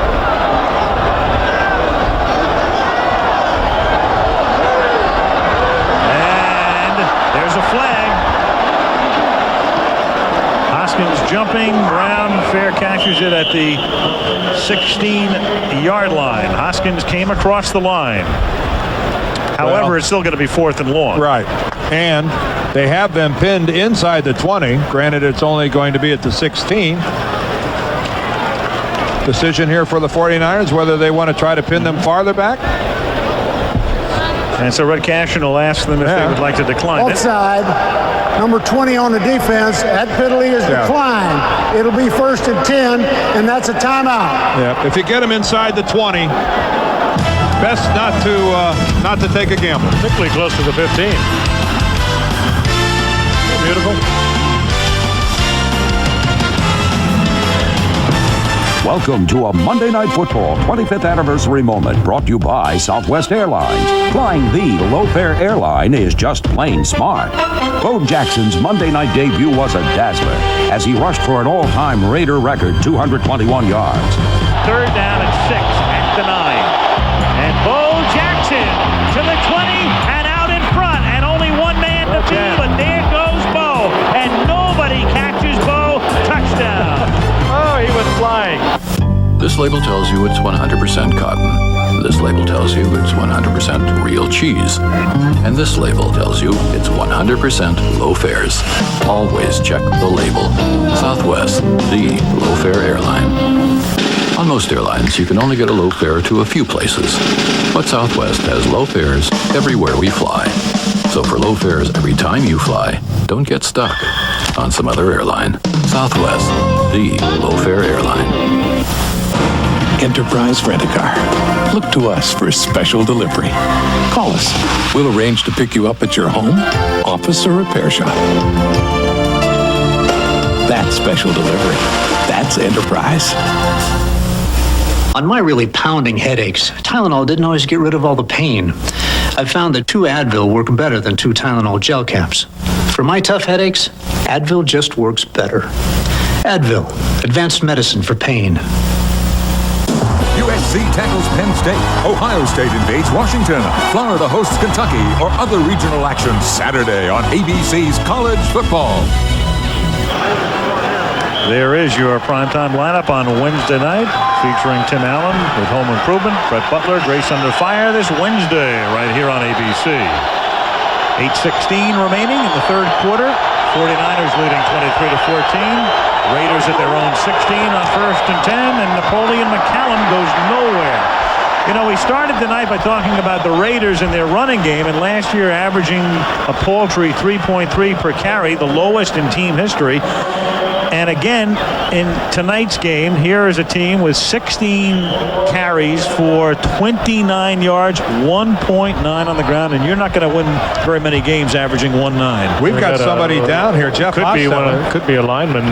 Looks like a lineman for the 49ers. Well, there are 2 people down there. There's a Raider. I can see the black socks. There's a Raider. Yeah. That's Napoleon McCallum, number 41.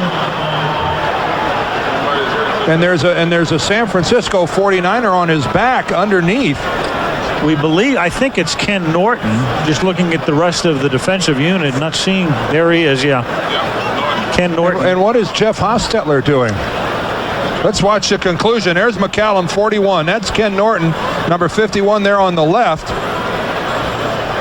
He just fell on. Oh, my Lord. My Lord, you don't want to look at it. Oh, there is Napoleon. Oh, my Lord. Napoleon McCallum's knee is. Oh, Lord. Don't look at this if you don't want to see it. That is as disastrous of an angle as I have ever seen a player's knee and leg come out. Quite reminiscent of the Theismann injury many years ago on Monday night. And they had to pull Kenny Norton away, extricate him from the situation. Timeout on the field. Injury time. Give me a draft. Cold filtered beers are smooth, but they're nothing new. How about an ice? Ice beers start cold, but most are heat pasteurized, not cool. Bud Ice. That's why Bud Ice is ice brewed and cold filtered to start cold and stay cold. Get real cold with icy smooth Bud Ice and new 96 calorie Bud Ice Light. What more could you want? We gave Dodge Ram the most powerful overall line of truck engines on the planet. A driver's side airbag, the option of four-wheel anti-lock brakes, a cab designed to set the standard for comfort and room. Then, after we made Ram that good, we made it this bad. Introducing the new Ram Sport. At America's Truck Stop, the new Dodge. Alternative math. What do 1 crust sandwich, 1 order of hash browns, and 1 hot coffee add up to? $1.99. At Burger King, just $1.99 every day. We may not be the world's #1 fast food place. It just tastes that way. Rust is tough, but Krylon, the leader in spray paint, is tougher. Krylon Rust Tough goes on Krylon Smooth, dries Krylon fast, protects Krylon Tough. Rust may be tough, but Krylon Rust Tough is tougher. The critics are already calling it the show that has it all. McKenna, September 15th on ABC. Well, while they work on Napoleon McCallum, we're back with 7:57 to go in the third quarter. Great way to begin our 25th season with these two teams, the Raiders and the 49ers. It's funny, we had a chance to visit with Eddie DeBartolo at the half, even though he said at this point the 49ers are out of the Deion Sanders race. We didn't get that definitive can't happen. You might point out also the Carmen Policy. Carmen Policy, the president of the team. Not Carmen Sandiego. Carmen McRae or a lot of the Carmens you might think of. It wasn't because you didn't try to pin him down, and he kind of gave the impression. And let's be serious. The 49ers are one of the organizations that will do anything to win. And if there is a chance that they could get Deion Sanders, they would become instant players in the game. Now, I don't think they want to get strung along. I don't think they want this to go on for much longer. But you certainly get the feeling that if it's feasible, that financially they could work it out, Deion Sanders is going to get an offer from the 49ers. Well, what he's done, Sanders has turned down some very large multi-year offers. I guess if he were to come here, he would be on a one-year basis. Well, he principally wants a guaranteed, doesn't he, Alan? Right now, he can't guarantee how many games he might be playing. Well, talking to the 49er people when he had discussed things with them, he is very serious about wanting to play in a Super Bowl for a Super Bowl champion and wants to go with a team that has a legitimate shot. And off their performance tonight, this team has as legitimate a shot as any. We are doing our very best to fill while Napoleon McCallum is still down on the field, talking about Deion Sanders. Obviously, the three of us are absolutely extending our hearts and our best wishes to McCallum, who had his leg caught underneath him. Dan, you said something while we were away. You said you tore your knee up pretty much the same way. As I looked at that, my only recollection was Joe Theismann, 1985, Lawrence Taylor, a broken leg at that time, but something similar to that. And what goes through one's mind in a situation like that? My knee was dislocated, and I actually had to reach down and pull it back into socket, and the pain it's beyond comprehension, and you could instantly see the Ken Norton underneath didn't move, didn't do anything. He was lying there on the ground for as long as it took for him to get out, knowing full well that McCallum was in agony. If people haven't been there, you don't understand that there is a sound that accompanies this game, and the players instantly know when there is a serious injury like that, and Norton was not going to move. Fortunately, we did not pick up some of the sounds. All we can say is God bless Napoleon, and I hope that I hope it's not as bad as it looked. Jeff Hostetler, meanwhile, has the ball come loose, At the 16-yard line, there is a scramble. No indication yet as to who has it. The ball was stripped by Dana Stubblefield, and the Raiders maintain possession of the football. There's two young men as a part of this 49er defense we have not talked about. And the young #1 draft picks, tough against the run. Stubblefield a year ago, first draft pick out of Kansas. This year they took Bryant Young out of Notre Dame, and they are absolutely thrilled with the way he has performed. Bryant Young, number 97. Well, I think the 49ers have hit a home run 2 years in a row on the defensive line with Stubblefield and now Young. On 3rd down and 10, it is Hostetler slinging one to the near side of the 29-yard line. Ishmael makes the catch, and they convert a key 3rd down. And the fog is really beginning to roll over the top of Candlestick Park, coming in right over the top of our booth. Interesting, the Raiders' choice of defensive backs that they're working against. With the 49ers, they have been working pretty much against Eric Davis when they get him isolated. And Ishmael with that great speed, commanding the respect. Davis laying off. He gets the out move, and Hostetler gets it in. This drive sustained. It was James Jett who made that fumble recovery as Ty Montgomery goes nowhere. He is stopped by Gary Plummer. You know, in the bigger scheme of things, of course, with the injury to McCallum and our hopes and prayers for him that it's not as serious as it looked, it also, for the Raiders, really puts a major crimp now in what was a very fragile running game to begin with Montgomery and Harvey Williams. McCallum was going to take a lot of the load as the short yardage man, and he's gone now. They only have 3 running backs left. Rathman, Montgomery, and Harvey Williams are the only 3 dressed. 2nd and 11. Haas. Flag down. Throws against the grain, almost intercepted by Merton Hanks. It's incomplete. Intended for James Jett. And Dana Stubblefield is clapping back upfield. He certainly thinks he's drawn the hold, and he has. There's Stubblefield, number 94, the NFL's Defensive Rookie of the Year last year. He has really blossomed, and with another youngster alongside in Bryant Young, the 49ers are going to great lengths to improve themselves defensively through the drafting of linemen using top picks.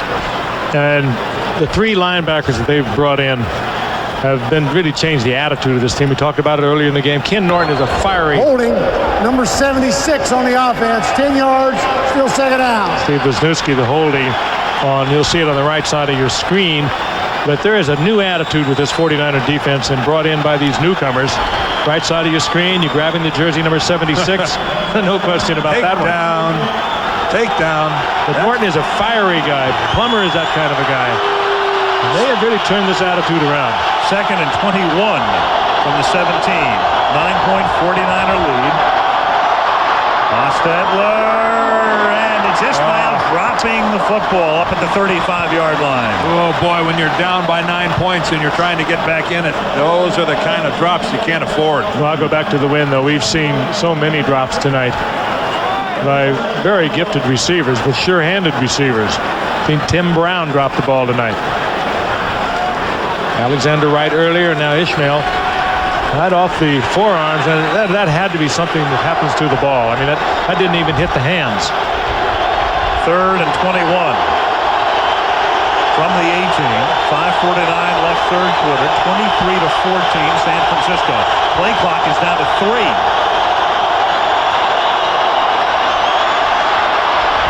Hostetler fires over the middle. Wide open 35-yard line is James Jett. He is still short of the 1st down, however, and the punting unit comes in.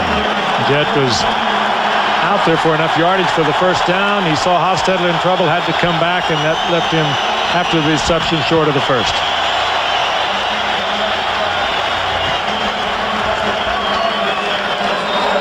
So 4th down and 4 at the 35-yard line. Jeff Gossett, the punter.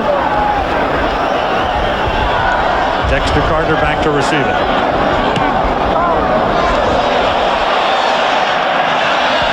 Great kick. Oh, and it takes a sideway bounce. Fabulous kick. Send that punt to Canton. That baby got up in the jet stream. They're going to contend that James Pratt put his feet in the end zone as he downs it. Take a look. If he leaves it alone, it just dies at the 1. Instead, it comes out to the 20 because he was across the line.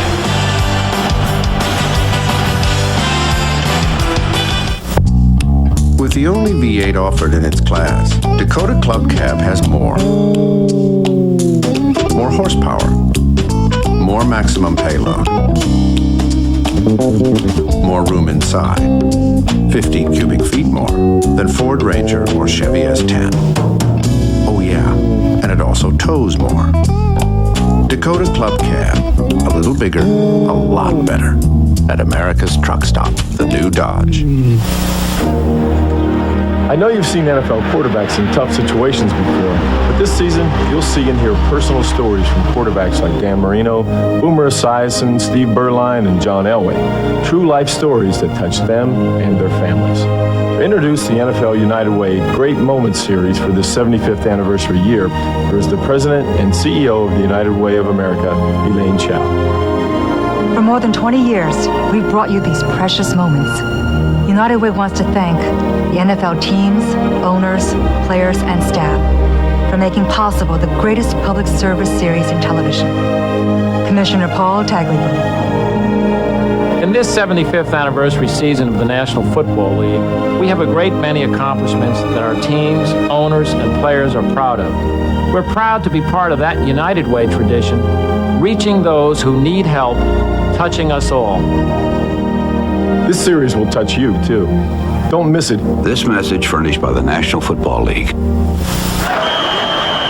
Well, that would have been a 65-yard net punt for Gossett had Trapp let it just die at the 1. But it's a tough play. It's a tough call.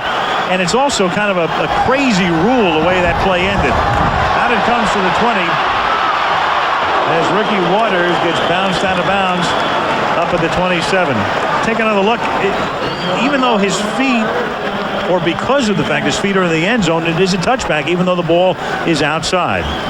What he needed to do right there is to hit it back if he's going to touch it at all. But not when he's in the end zone. It's the rules are somewhat different in the kicking aspect of the game than they are on plays from the line of scrimmage. You know, obviously on a touchdown, you got to get the ball across the end zone. It doesn't matter where you are. The kicking game, it's just different. 2nd and 3. Ricky Waters is stopped, well, initially shy of the first down, and ultimately as well. It'll be 3rd down and a half a yard. Earlier we saw Ishmael on a reception. He got his feet into the end zone, but the ball did not break the plane, and consequently was not a touchdown. Two very distinct different rules applying there. That's why the NFL rule book is a couple hundred pages long. That's why we've never read it, though. Great bedside reading, too. 3rd and a short 1. Ricky Waters was going to go to the outside and then quickly darts back over tackle and picks up the first down. Made the right move, though, Al. He saw the gap. He knew he could get the first down by bringing it inside. Why risk it to the outside? Good cut by Waters. Well, if ever the difference between these two teams has been demonstrated, it's the way the 49ers are running the football right now, not putting the ball in the air, getting a first down by keeping it on the ground, something the Raiders have really struggled mightily to do for several years now. And doing it without two of their starters on that offensive line. At the 31-yard line on first down, Logan Young to Waters. He's pushed out of bounds by Aaron Wallace. Had the things gone according to plan, though, for the Raiders, what they would have had, of course, in the early 90s for our show would have been Bo Jackson as the running back. I mean, that was the master plan. That was the scheme. And then, of course, the hip injury and the end of his career in 1990. Never hear Bo Jackson's name without thinking of that night in Seattle when he went for, 221 yards. He electrified that place. Oh, he electrified me. He electrified Brian Bosworth. Put him into the movies, so to speak. 2nd and 5, flag down. Young tackle, tackled up at the 46 by Rob Fredrickson. And there is Al Davis, who has been with the Raiders since the early 60s across the bay. Was their coach at one point. That's his official title, president of the general partner. Not quite sure what it means, but he's the head honcho. When you first look at it, you think that it's a typo. Offside, left defensive end. That penalty is declined. First down. When you look at it, president of the general partner, it is not a typo. That is the way it is. Well, he's always been a Maverick, and he's always been different. It's your team. Do whatever you want. And he has rightfully taken his place in the Hall of Fame. One of the pioneers of this game. At the 45, 1st and 10. Plenty of time left. Still 9 seconds on the play clock. 2:20 on the game clock in the 3rd, and this is Ricky Waters. Oh, that's nice. And Ricky across the 50 to the 48-yard line. Oh, here we go. We've got a skirmish. Brent Jones, Winston Moss. This is almost a good cutaway from Al Davis to his team on the field. Get about 6, 8, 10 of those a game. Little altercations, and the tendency of the player to hit back, they usually, as you know, Dan, they call the man who strikes back, and it happens so often with the Raiders. Well, it was a good job by Brent Jones of blocking on Moss. He stayed with him for a couple of yards downfield, and look at this cut back to the inside by Ricky Waters. That's good stuff. When you play the Raiders, you keep your cool. They're going to be trash talking, they're going to be pushing, they're going to be shoving. Well, on 2nd and 3, we have Chester McLaughlin inhabiting the offensive backfield. Chester, kind of a late point at the offensive line. Red Cashin telling us. Offside. Number 91 on the defense. 5 yards. First down. That was one of the weaker sales jobs of all time by Chester. McLaughlin and Ball are both in the middle of that line. They bring about 650 pounds to it. Both of them well over 300. Chester, about 10 seconds after the play, gave a very, very weak point to one of the offensive linemen over there. I don't think that's convinced anybody. 1:20 to go in the 3rd. 49ers up 23 to 14. 1st and 10 from the 43, and the catch is made. The flag is down. Brent Jones bumped down at the 15-yard line. Oh, here comes another flag late. Another one just got thrown. There's a flag at the 45, a flag at the 29. And they are for separate things. Yep. One at the inception of the play and the other after the play.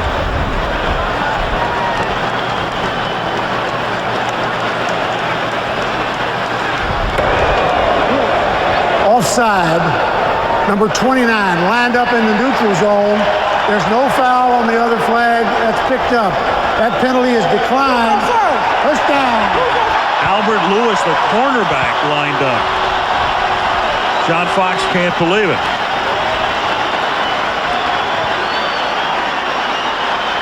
Here's Brent Jones, who man coverage. Everybody's still running downfield with their respective 49er and has a wide open field. Kind of lets up a little bit at the end there and takes a good shot from Anderson. Ball at the 15-yard line.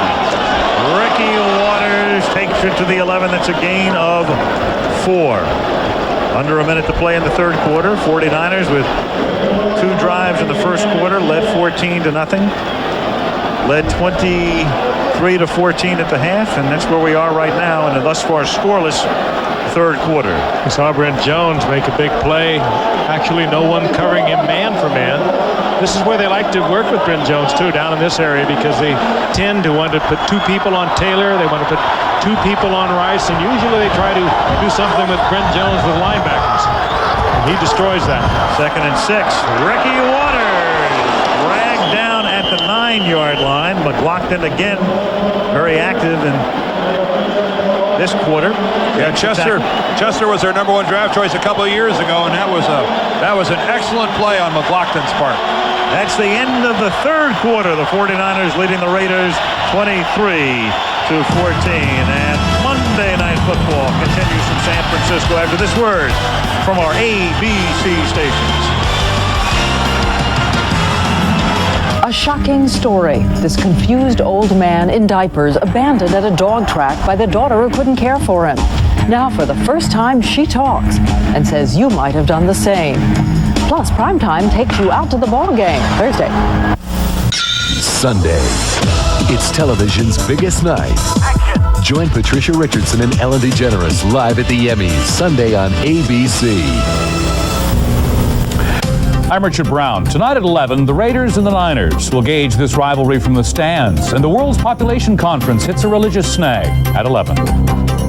Okay, we've got him. He's coming down the tunnel. And as soon as he steps out, we'll hear his new Monday night game plan. Here he is, Herb Kelleher, chairman of Southwest Airlines. Starting September 12th, every Monday night after 7 p.m., every nonstop Southwest flight, $25. Is that a quote? Quote this.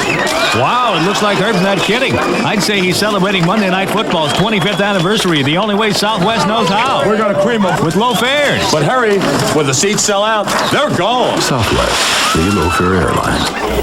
Randall, we have to talk to you for a second. That's all right. Do the Eagles really have a shot? Yes, we do. It's the game plan, Randall. Mr. Cunningham. Mr. Cunningham, should I sign my jacket? Listen, kid, I'm running late, but I'll sign it after the game. But I'm not going to the game. You are now. When you wear a pro player, it's not just your jacket people notice. It's your attitude. Hey, Randall, you're the man. No, you're the man. Pro player, wear the attitude. Talking to the Niners right after the game on Channel 7.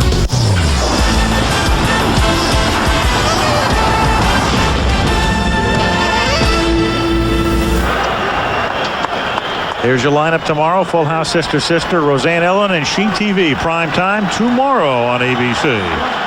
Fourth quarter begins. Al Michaels, Frank Gifford, and Dan Dierdorf. We have Jerry Rice in the backfield. We have a 3rd and 3 at the 8-yard line.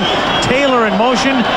Young to throw. Looked at Rice. Looks again. Then throws. And it is caught in the end zone by Jones. Touchdown. And they were trying to cover him with number 52, the linebacker number. It just does every time they get down there. They try to, with Mike Jones, the coverage.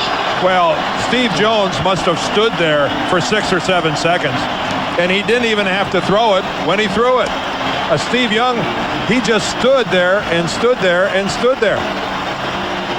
The Raiders, I'm not sure, ever even got off the line of scrimmage. Brent Jones in the back of the end zone, waving his hand, wide open all the way. Just an outstanding job of blocking by the 49er offensive line, and as you can see, after all that time, Young still wasn't pressured into throwing. Jones' second touchdown catch of the night. Bryant for the point after, and that's good. And so on the first play of the fourth quarter, 5 seconds into the period, it is 30-14, San Francisco.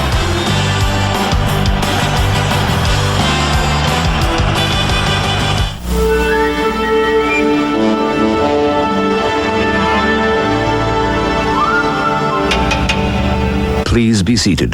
The performance is about to begin.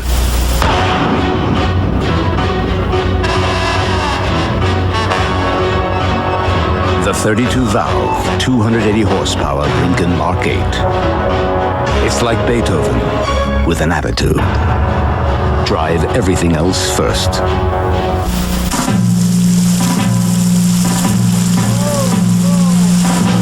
Morning. Morning.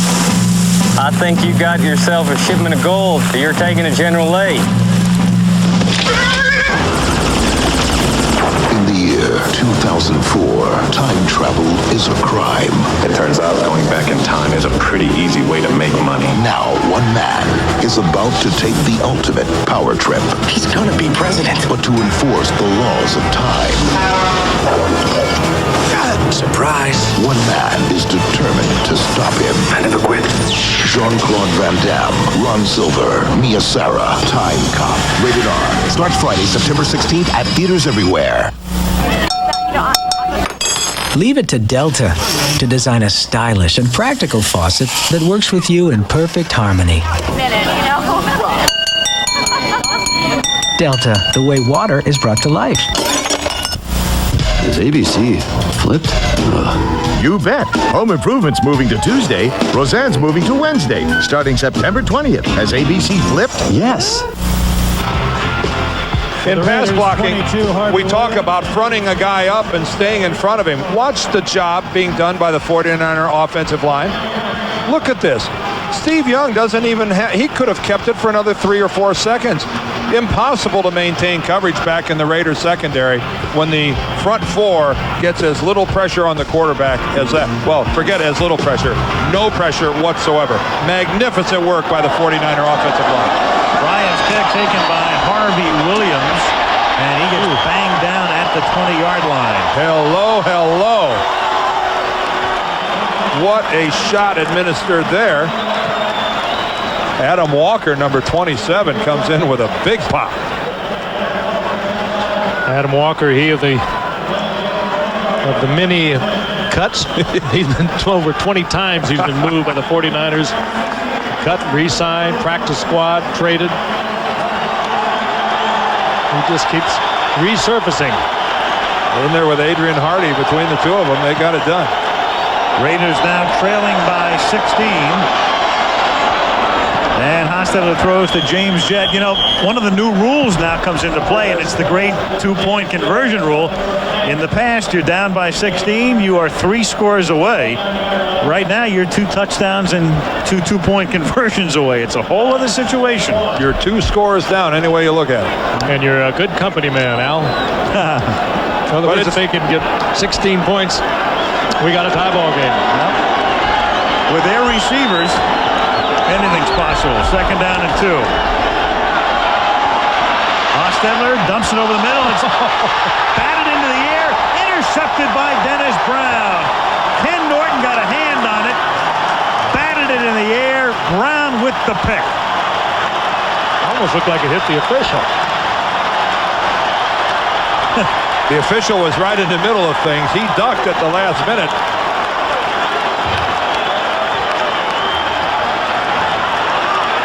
Things get awful congested in the middle. Jeff Hostetler, who has played pretty well tonight, this is what he sees. He had time. That was just good coverage by the 49ers. He had plenty of time to release the ball. That was a bad pass by the Haas. He threw it well behind his receiver. And the 49ers have it at the 36. And Young tries to put the finishing touch on here, but incomplete, intended for Jerry Rice. Good double coverage on the play that time. Oh, and Steve Young is saying to himself, somebody had to be open. They got 2 on Jerry. Somebody had to be there. Hostetler throws very few interceptions, as you see there, 1 for every 47.8 passes, and that's the lowest rate among the active quarterbacks, the regular quarterbacks in the National Football League. You know, and it's pretty remarkable too, Al, in the sense that the Raiders, they take that ball upfield. They don't fool around with their high percentage offense. That's a pretty remarkable statistic on the part of the Haas. Of course, most of those passes were thrown as a New York Giant. 2nd down and 10, and Young will take a timeout. He looked at the defense and he said, let's talk this one over again. With 13:57 left in the 4th. 30-14, 49ers.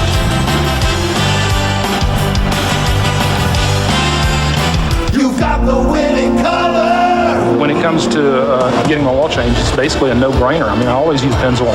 I've got 4 cars, and between them they have about 800,000 miles. Now with the revolutionary Pennstar molecule, Pennzoil clings to moving parts, works like liquid ball bearings. I've never worn out a car yet. I attributed a lot of it to the oil. If you don't keep something lubricated, it's not going to last. Pennzoil says it works like liquid ball bearings, and it really does.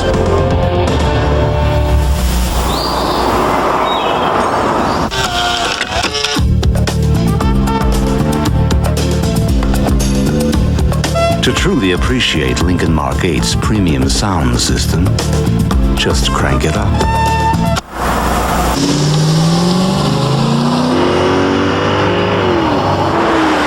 Lincoln Mark 8, the luxury coupe with a 32-valve, 280 horsepower sound system. Drive everything else first.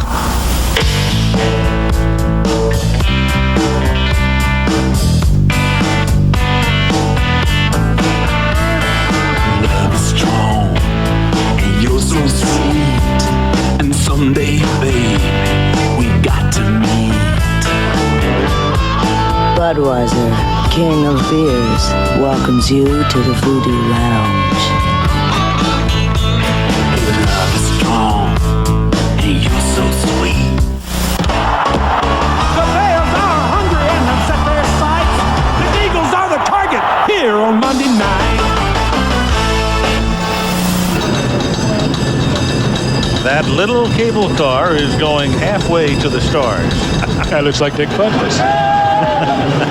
I'm not sure they can see the stars tonight with the way the fog has rolled in. A lot of the stars are wearing red jerseys tonight. Second down and 10 as play resumes after the timeout. Young attempted to hit Brent Jones, and it was broken up. Patrick Bates was there. It'll be 3rd and 10. 49ers picking right up where they left off last year. Big offensive explosion. Well, the outcome of this game, nice work by Bates. The outcome of this game is hardly a foregone conclusion. Still just a little bit less than 14 minutes left in this football game. If the Raiders here can keep the 49ers from scoring, they're still very much in this game. 3rd down and 10. Avoid the first down to the Raiders. Jones makes the catch, and he's dragged down by Anderson. It'll be 4th down upcoming. They refer to the offensive prowess as an explosion. 30 points in 3 quarters. We'll see what they do here. Last year they had a streak of 4 consecutive games with 40 or more points. Well, the field goal unit was coming on at the field, Al, and George Seifert brought him back. Again, he looked up and probably saw those flags stretched out, as Dan said, starched out. It would be a 46-yarder too, Frank. That'd be tough with a rookie and a rookie kicker. Whole bunch of bad things going into that formula. Just bad vibes, and George said, "Hey, babe, no way." 4th and a deuce. They're 2 for 2 tonight on 4th down. Jones in motion. Blitz. Ricky Waters makes the catch. First down at the 24-yard line. Steve Young had to let it go. Great pressure. It was Rob Fredrickson, the #1 draft pick out of Michigan State, who was right in Steve Young's face. A great effort to get it out to Waters, and a terrific effort on the part of Waters. Ricky is going one direction, has to stop, turn around, and dig this ball off of his shoe tops. Oh, that's terrific. Saved it. Ooh. Well, he didn't. Didn't save it. Well, upon further review, they were lucky. Well, the ball touches the ground, but he certainly has it under control when it touches the ground. 2 years ago, it's overturned, I think. I'm not so sure. Here's the reverse to Jerry Rice. And Jerry Rice trying to tie. He does it. Jim Brown, touchdown. Yeah, he does it. Well, what do you think of that? And the 49ers as a group streaming down the field to congratulate him. Ties the great Jimmy Brown. Jimmy Brown did 126 in 9 years. Jerry Rice does it 9 years in the game. Is that right? Jerry in his 10th season. 2 touchdowns tonight. 126 in his career. What is this? His 7th rushing touchdown of his career, I believe. Even Steve Young got down on the ground trying to make a block there. A part of history. Crowd chanting Jerry, Jerry, as Brian tacks on the point after. History. Jerry Rice. The one and only Jerry Rice.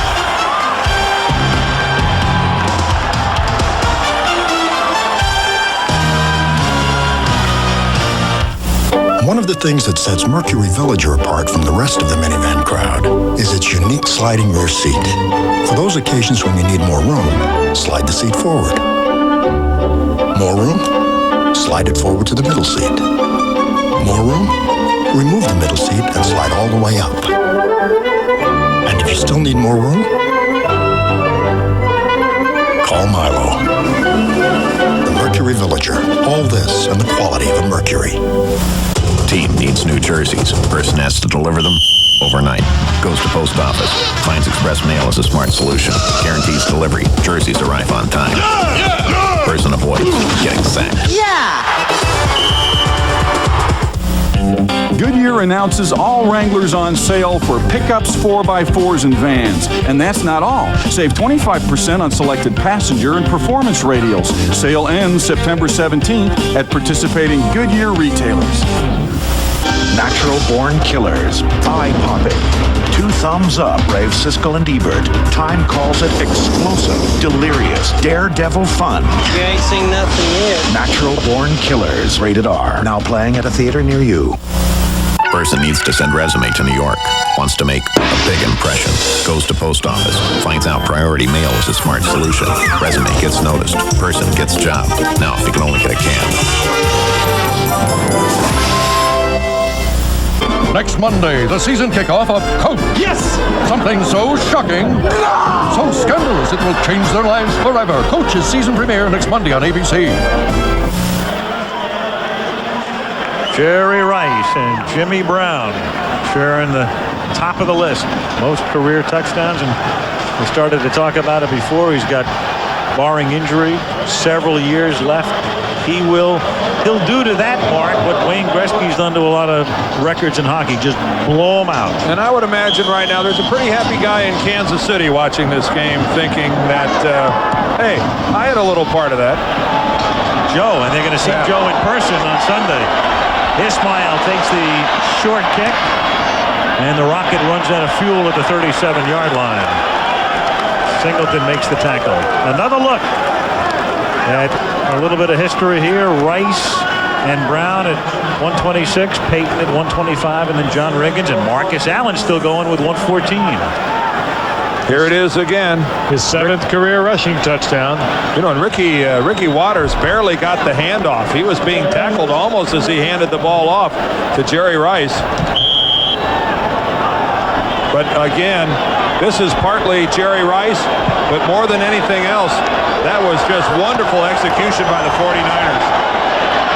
Hostetler on first down from the 37 throws, and that's enough for another first down as Rocket Ismail hauls it in, a 10-yard pickup. You know, we kind of get carried away with Jerry Rice this, Jerry Rice that. Jerry Rice on that play didn't have to run over anybody. He didn't have to run around anybody. That was, again, just a classic example of how this 49er football team is just so well-schooled and a highly disciplined football machine. They are solid. From the 47-yard line, San Fran up by 23. Underneath, catch is made by Rathman, and Tom is tackled at the big 50. Ken Norton makes the stop. We mentioned it earlier tonight as you look at Rice and the Arsenal. What a great night this is for Mike Shanahan as well, the offensive coordinator. Got a chance to coach the Raiders for a year and a third. Wasn't real happy the way things ended up, and to come back and beat the Raiders is very special for him. Hostetler throws incomplete, intended for Darryl Hobbs. And there he is, and you begin to wonder, will he get another shot? So many of the 49er assistants, Mike Holmgren now at Green Bay and Dennis Green with Minnesota and through the years, and will Mike get another shot again at a head coaching spot? And somebody asked him, will he have another shot after he was let out by the Raiders? He said, "You mean my first shot at being a head coach?" That's being the optimist. Telling it as it is. He's got the pedigree. He can do it. Third down and 8 at the 50. Haas flushed, throws, dropped. Ismail. Well, that's not the first quarterback that Richard Dent's ever chased out of the pocket. Boy, what a good inside move he put on Gerald Perry to get in Hostetler's face. This guy, a lot of people thought he was brought in just to be a role player here in San Francisco, but he is the every down right defensive end for the 49ers, and George Seifert wants him to play as many plays as he can the whole game, preferably. Well, we've seen some of those acquisitions, free agent acquisitions, perform well tonight, including Richard Dent. Ken Norton had some big plays for us, and Ricky Jackson with his first sack of the season. Gossett to punt.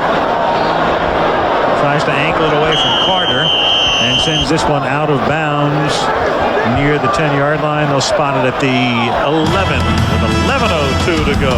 San Francisco 37, Los Angeles 14. Monroe Sensatrack, road sensing shocks and struts. Designed to give you extra control during a swerve. Extra control over rough roads. Monroe Sensatrack gives you both extra control and ride comfort automatically. Monroe Sensatrack, like 2 shocks in 1.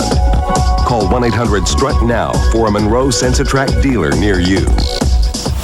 Hey, Gar, what'd you get at McDonald's? Oh, man, get this. They got Tina Turner's greatest hits. Elton John's classics, Roxette's latest. Let's go to McDonald's. Yeah! Got Garth Brooks' favorites, too. Each full-length CD is $5.99. Cassette's $3.99 when you buy any extra value meal or large sandwich. $1 from each CD and cassette benefits Ronald McDonald Children's Charities. Mr. Brooks, would you... sign it? It's here. No.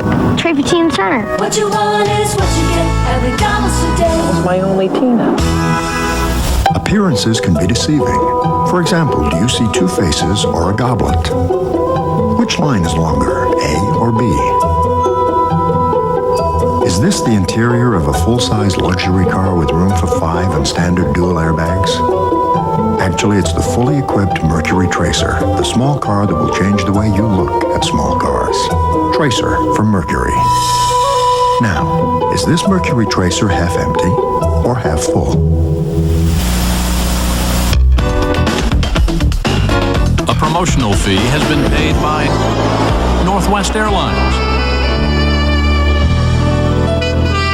Some people just know how to fly. ABC's Monday Night Football being brought to you by Lincoln Mercury and the complete line of 1994 Lincoln and Mercury automobiles and Lay's potato chips. Bet you can't eat just one. 37-14, and Gary Plummer came up from San Diego. Somehow, some way, as Eddie DeBartolo began to explain at the half, this team finds a way to get these people, to bring them in and have some depth, and Ricky Waters up to the 14-yard line. And one of the things that Eddie talked about briefly at halftime, and if you don't know exactly what he meant, last year they felt it was imperative to go out, sign a lot of the guys they wanted to keep, and then front load those contracts, pay them the money to count against last year's non-cap situation, and that gave more for this year. A lot of teams couldn't pull the trigger on that, but the 49ers did. Well, it involved Eddie coming up with at least $10 million that was not budgeted to be spent on last year's payroll. So he viewed it as a commitment to the future, and there are a couple of the 94 free agent crop. There are Ricky Jackson and Richard Dent. Logan, he picks up a first down, and they'll take as much time off the clock as they can. A couple of players were also given team incentives, and they will not count either until next year. They could be a little expensive next year if the team should say win 12 games and a player's incentive is based on that. How do these guys see where they're going with the banners up there? Captain Tom Mattis at the controls. It's the Goodyear Blimp Eagle.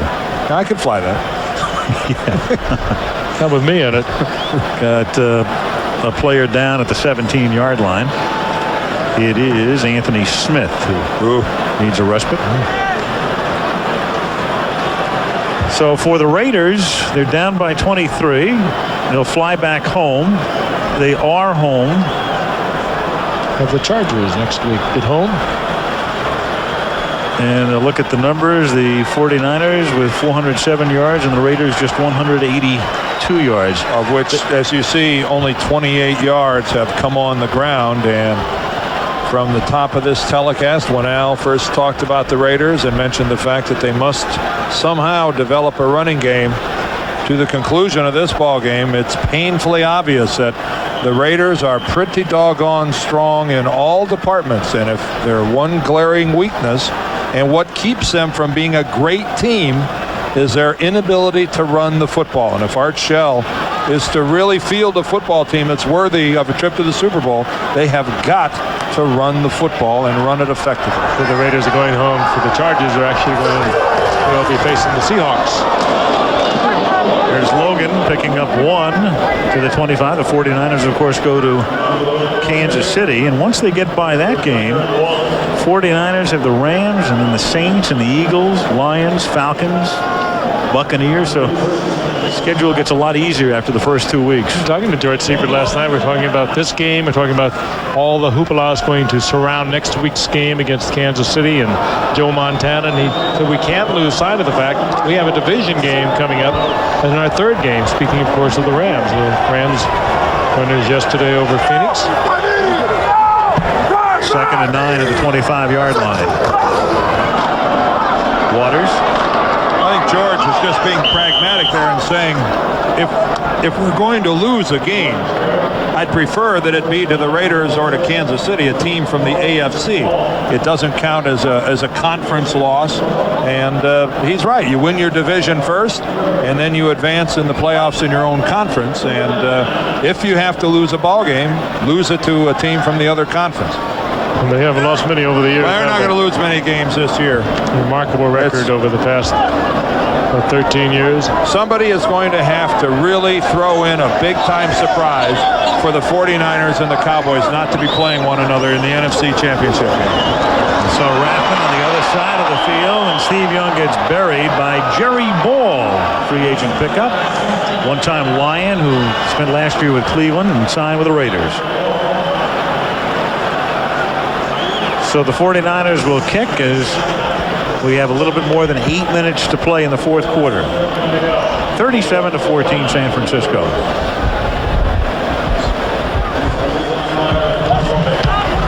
Tim Brown back to receive the kick. Remember Brown with that huge contract. He was a transition player. The Broncos offered him close to $11 million for 4 years, and the Raiders had to match it or lose him, and they matched it. And then the Broncos went out and got Anthony Miller from San Diego. So he ran about a 4.340, and he's like the fourth. This play is dead. Raider. Wilmsmeyer bites the dust on a play that doesn't count. The way of the game by the offense. 5 yards, still fourth down. Klaus goes, this wasn't part of the deal. Nobody told me this could happen. Not exactly a vicious blow. Nope. John Duff put Wilmsmeyer on his Duff.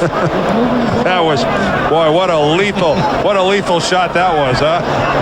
Boy, Klaus, I hope you don't have to spend too much time in the whirlpool after that one. Better not take this game up seriously. Oh, well, was he affected? Yeah. At the 42-yard line. That was a clunker. That was a clunker by Klaus. Yep. 31-yarder, and the Raiders say, "Shank you very much." It is getting late. Yes. Well, you know, for the Raiders, you know, you think about their history, and when they first started, they were known as the Oakland Seniors at first, even though they never played under that name, and they changed it. Al Davis came in, but this team started across the bay. They actually had to play their first season at Kezar Stadium in San Francisco, which at that time was the home of the 49ers.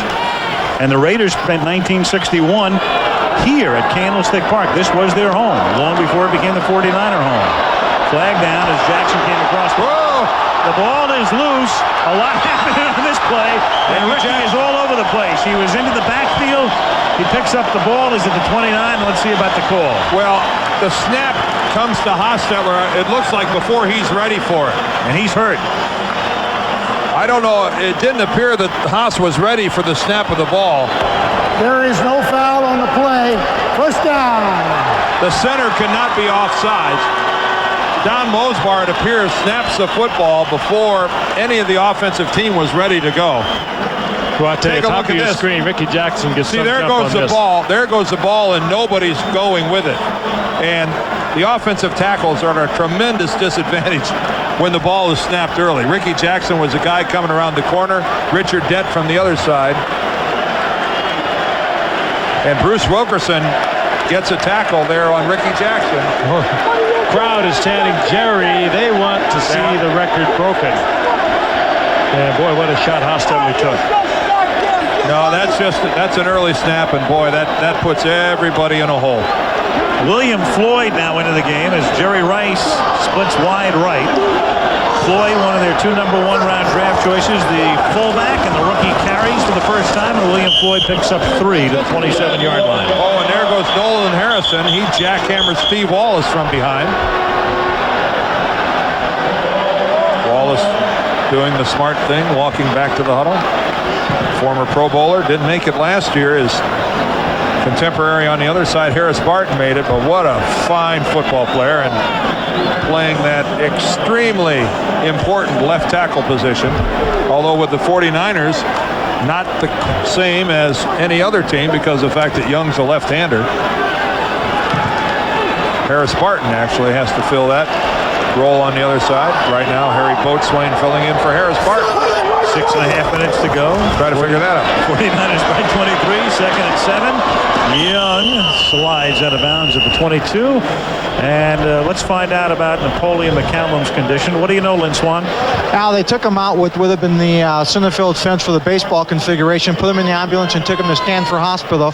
Officially, it's a dislocated left knee, but they took the time to call his wife to reassure her that everything that could be done would be done for her husband. And hopefully, as you said, she didn't have to see that terrible injury. Al?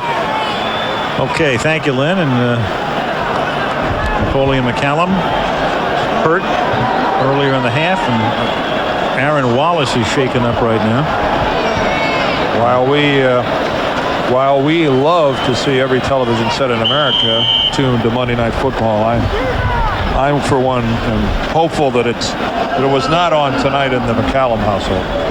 The 49ers have taken a timeout with 5:39 to go. The Raiders going home to face Seattle next week. You know, there's a little bit of an ironic twist to this game as well. As you look at Eddie DeBartolo, when Al Davis had the team in Oakland, he had a partner by the name of Wayne Valley, and they were like oil and water, and Valley wanted to buy the 49ers, and Davis did everything he could to make sure Valley didn't buy them. And Davis found the DeBartolo family, and I mean really found him, because he got a $100,000 finder's fee for finding the ownership of the 49ers. And Eddie came in and ran the team, and they almost ran him out of town his first 2 years, but in came Bill Walsh, and now they have become the 49ers, the model franchise in sports as far as I'm concerned. The DeBartolo family from Youngstown, Ohio, still is the base of their real estate empire. 3rd and 3, and Young goes incomplete, chased by Nolan Harrison, 4th down. They have always done things right and first class, and you know, it sounds like it's self-serving on their part, but there's some truth to it. They can get guys to come here for a little less money if necessary than they get someplace else. The true, Al, several of the players, including Jerry Rice, gave back some of their incentive bonus money that they were likely to achieve, and that would have been applied against the salary cap, and consequently the 49ers were able to add a couple of practice players to their roster. Unusual in this day and age. Doug Bryan, this will be a 41-yard attempt, and it is no good. And if you're going to miss one, you might as well miss one with 5:29 left and a 23-point lead. What Doug Bryan thought when he was drafted by the 49ers, even though it's his home, this is such a difficult stadium in which to kick. With the winds constantly swirling, we've been talking about them all night. We mentioned earlier in the history of the 49ers play here for 23 years, they've only had 13 field goals of 50 yards or more. And I think only 3 of those by a 49er. They have to get, Bryan is a story for the 49ers, because it's going to come a time when you're going to need him to win a ball game. You're not going to have a comfortable lead like this all the time, and it's going to be interesting to see how the rookie comes through in a situation like that. Has not been brilliant tonight, and he's going to have to prove himself at some point in time during this season. From the 31-yard line, Vince Evans, the 39-year-old Vince Evans, is sacked back at the 23. Is the second oldest player in the league. Only Jackie Slater, the Ram tackle, who is 40, is older, and Vince just keeps rolling along. And Ricky Jackson's going to get credit for his second sack of the night. A couple of good numbers around that passer, Vince Evans. And the call will go for Ricky Jackson. He'll get the sack, but 95, Richard Dent was right there, and what a difference they've already made for this 49er defense. The defense that was ranked 15th overall a year ago, they knew they needed to increase their pass rush. They wanted to be tougher against the run. It looks like they've accomplished a little bit of both. Second and 19. Dent nearly had the sack, and then the pass is off the fingertip of Tim Brown. Third down. Meanwhile, the Raiders, who struggled with the run last year, did not look that good tonight with the run. As a matter of fact, very weak. Well, that's, when you look at their components, they've got a lot of what it's going to take to go all the way. But I mentioned at the very beginning, teams have won the Super Bowl without great running games. And I think about the original 49er team in '81 didn't have a great running game, but they had a whole other kind of offense. The way Walsh had it set up, their passing game was in effect a running game. They didn't have to play Buffalo in January. Catch is made up at the 38-yard line by Rocket Ismail.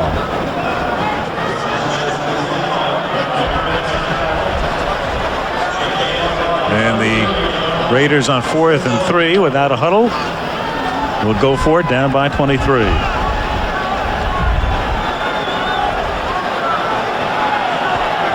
Evans, a pro since '77 when he was drafted by the Chicago Bears. On 4th down, Vince goes down.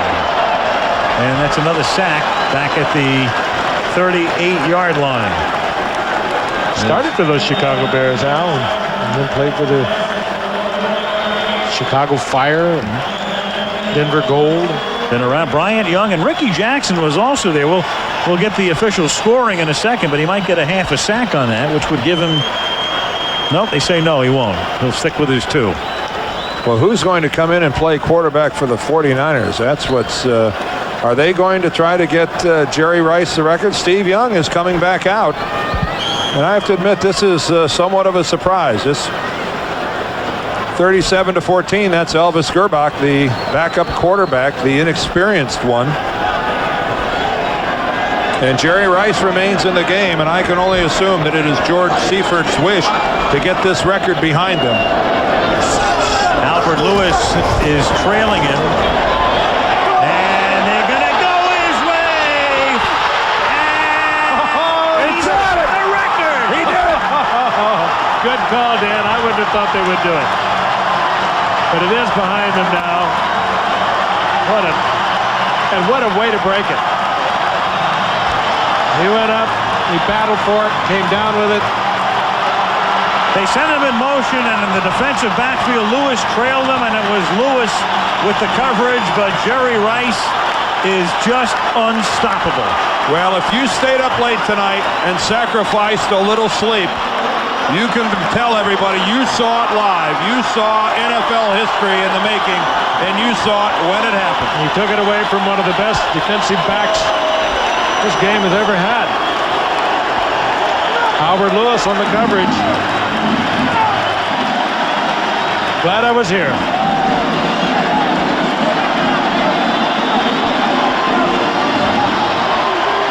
That is R.C. Owens of alley-oop fame with the hug. Meanwhile, they're trying to get a conversion.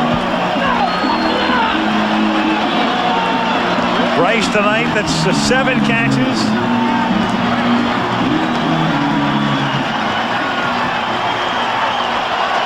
...169 yards, 2 touchdown receptions, and a rushing touchdown. And there it is, your new leaderboard. And I'll tell you who's not very happy about this. I'll guarantee you, from Al Davis all the way to the bottom of the Raider organization, there are some upset folks over there. Rubbing their nose in it. And you know what? The 49ers don't care. No, they don't. On the field or upstairs, they don't care. No, they do not. What a move by... this is wonderful. That's a great shot of the family. Yeah. Here it is from start to finish. And number 29 will pick up on the coverage. Albert Lewis. The ball is really underthrown. Jerry has to stop, react, fights for it, holds on to it. And I'll tell you what, That's almost better. That's better than catching it in full stride. That shows you all the sums that make up Jerry Rice. Speed, agility. Oh, look at him fight and hold on to that ball. Everything. Concentration, you're right, Dan. Every component. Yep. Demonstrated it all here on one play. It was not artistic. It was not beautiful. But it was the touchdown that puts the period at the end of the statement. The best that ever played. Jerry Rice.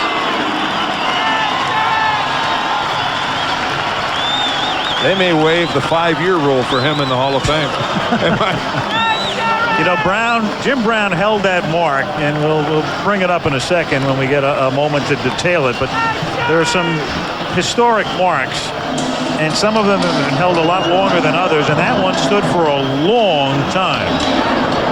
Kickoff comes down to the 20-yard line. Harvey Williams is forced out of bounds up at about the 40, and there's a flag now. Some players are worthy of having records stand for almost 30 years, and Jim Brown was one of them. Well, among the major records, you see Brown set that mark. He originally eclipsed the old mark in '65, so it's been 29 years. George Bland has held the points records in '68. That's now the longest current mark. And Fran Tarkenton owns those other 3 marks. Offside. Set in 1975. Number 33 of the kicking team. That penalty is declined. First down. So the great Jim Brown for 29 years held it, and now Jerry Rice went by him, and as we've stated before on a couple of occasions tonight, by the time he is done, you tell me, 175? Who knows? Well, it's maybe going to get easier for him with the rules that affect the defense now. The quarterbacks are going to have more time to throw the ball with the way the offensive linemen can set up. The defensive backs can't be as aggressive as they've been over the years that he set that record. It'll get easier for Jerry Rice. 200's not out of the question. I mean, it's 15 a year. If he could play another 5 years, that's another 75. That's another 75 balls. Yep. You touched on something else. He's got 100 and a quarter, 126, 127 now. It's not beyond the realm of possibility. And this is a superb franchise that will stay on top. Who knows? It's probably unrealistic, but it's not impossible. 2nd and 8. And the catch is made up at the 43-yard line. That's Darrell Hobbs pulling it in. Well, what Rice will need, of course, is to be relatively injury-free and stay in shape, and you know he'll do that. And to have the dedication and desire to continue to play, and it appears he'll have that.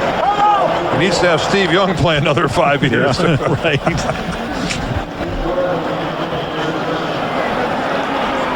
Yes. Yep, they were ready tonight. 44-14. 1st and 10 at the 44.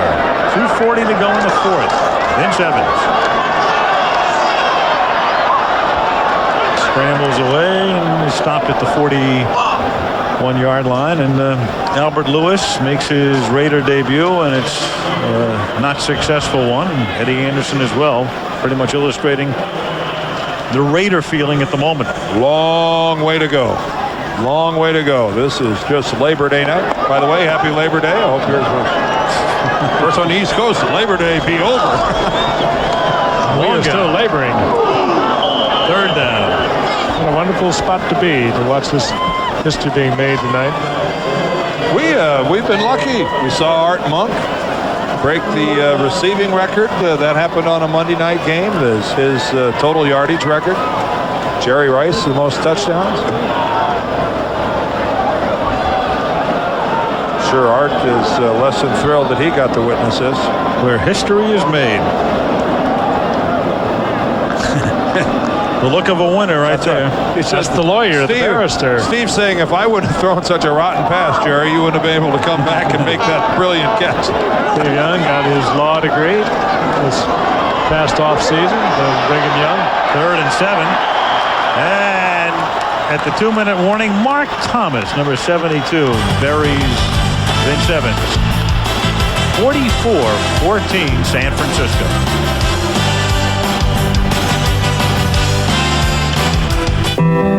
He was perhaps the greatest running back the game has ever known.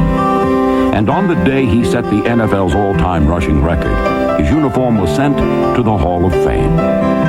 His own arrival was only a matter of time. Hi, I'm Walter Payton. My induction into Pro Football's Hall of Fame is an honor that will always be special to me. But that honor was made even more special because my son Jared presented me for enshrinement, something that no other son has done for his father. Your friends and your fans, I say congratulations to. We're both thrilled with the hall itself, a treasure chest of football history with its regal enshrinement gallery, its action theater, its authentic mementos and exhibitions. From 100 years of pro football, the hall does more than celebrate the game I love. It lets the future touch the past. The Hall of Fame, where legends never die and the season never ends. This message furnished by the National Football League. Here's a reminder, regional college football action. Check your local listings this week. USC and Penn State and Ohio State and Washington highlight our regional coverage beginning on Saturday. And then next Monday, we go to the Vet in Philadelphia. Randall Cunningham, Herschel Walker and company. The Eagles host the Chicago Bears, who went through preseason unbeaten and began the regular season with a 21-9 win behind Eric Kramer and Chris Gedney yesterday against Tampa Bay. Bears-Eagles next Monday. Ken Norton on the left, son of the heavyweight champ, and there's Evander Holyfield on the right. That is Lee Woodall, and you think Lee Woodall gets asked for Holyfield's autograph a few times? I bet he wishes he had Evander's bank account. Look at that. The rookie from Westchester, the linebacker. 6th round draft choice, who ends up being a starter for the 49ers. And Al, you're right. There is an uncanny resemblance to the real deal. He was a safety man in Westchester, and they moved him to linebacker. Starts there now. The head on, the profile, the whole thing. The head, the cut over the nose. I wonder how he throws an uppercut. 4th and 16 from the 50-yard line as Vince Evans guns one. That is incomplete. I'll turn it over on downs. Hobbs, the intended receiver. And let's check in with Lynn Swan. What you got, Lynn? Well, Al, it's an honor for me as a wide receiver to be at this game to watch Jerry Rice set that record. I talked to R.C. Owens. He and I both agreed. Jerry Rice has taken this position to a new level. He is easily, in our minds, the best wide receiver has played the game. Now, some people argue that he had the great system, he had the great quarterbacks. But even beyond that, Jerry Rice took advantage of every opportunity. He has been the most consistent and the most productive. I'm going to have an opportunity to talk to him at the end of this ball game, and I'll tell you, it'll be a pure honor for me as a wide receiver. Al? The best ever. Elvis Gerbach is the quarterback, and they'll run out the clock on the ground as William Floyd picks up 4 yards. 49ers head to Kansas City. Raiders go home to face Seattle next week. Gerbach out of Michigan. He's the number 2 quarterback with Bill Musgrave as the number 3 QB.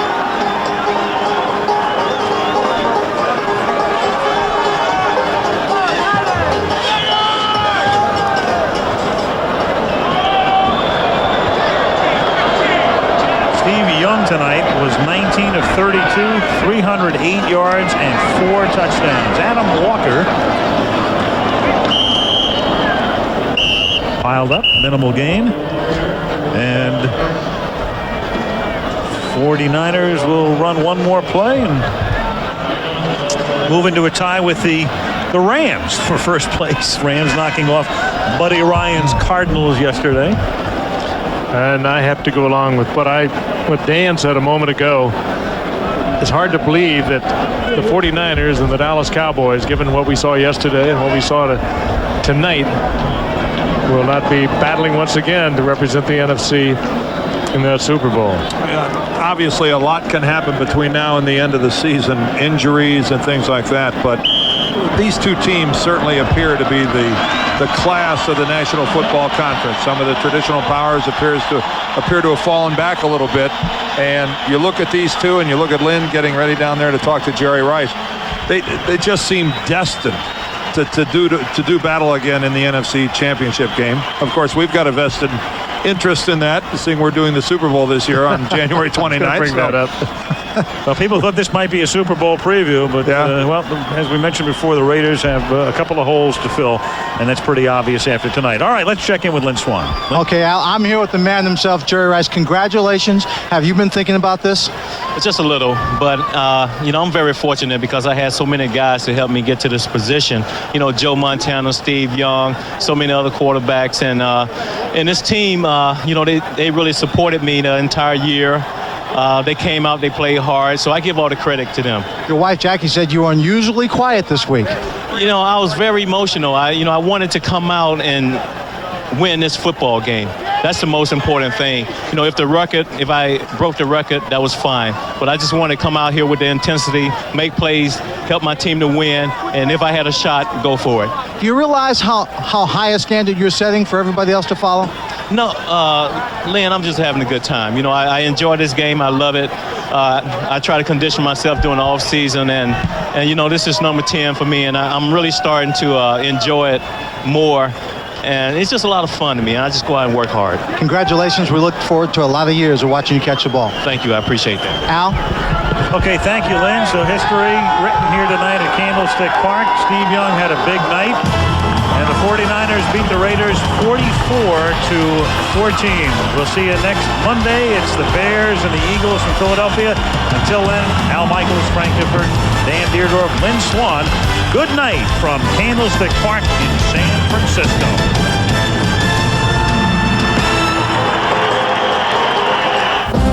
Saturday on ABC's College Football.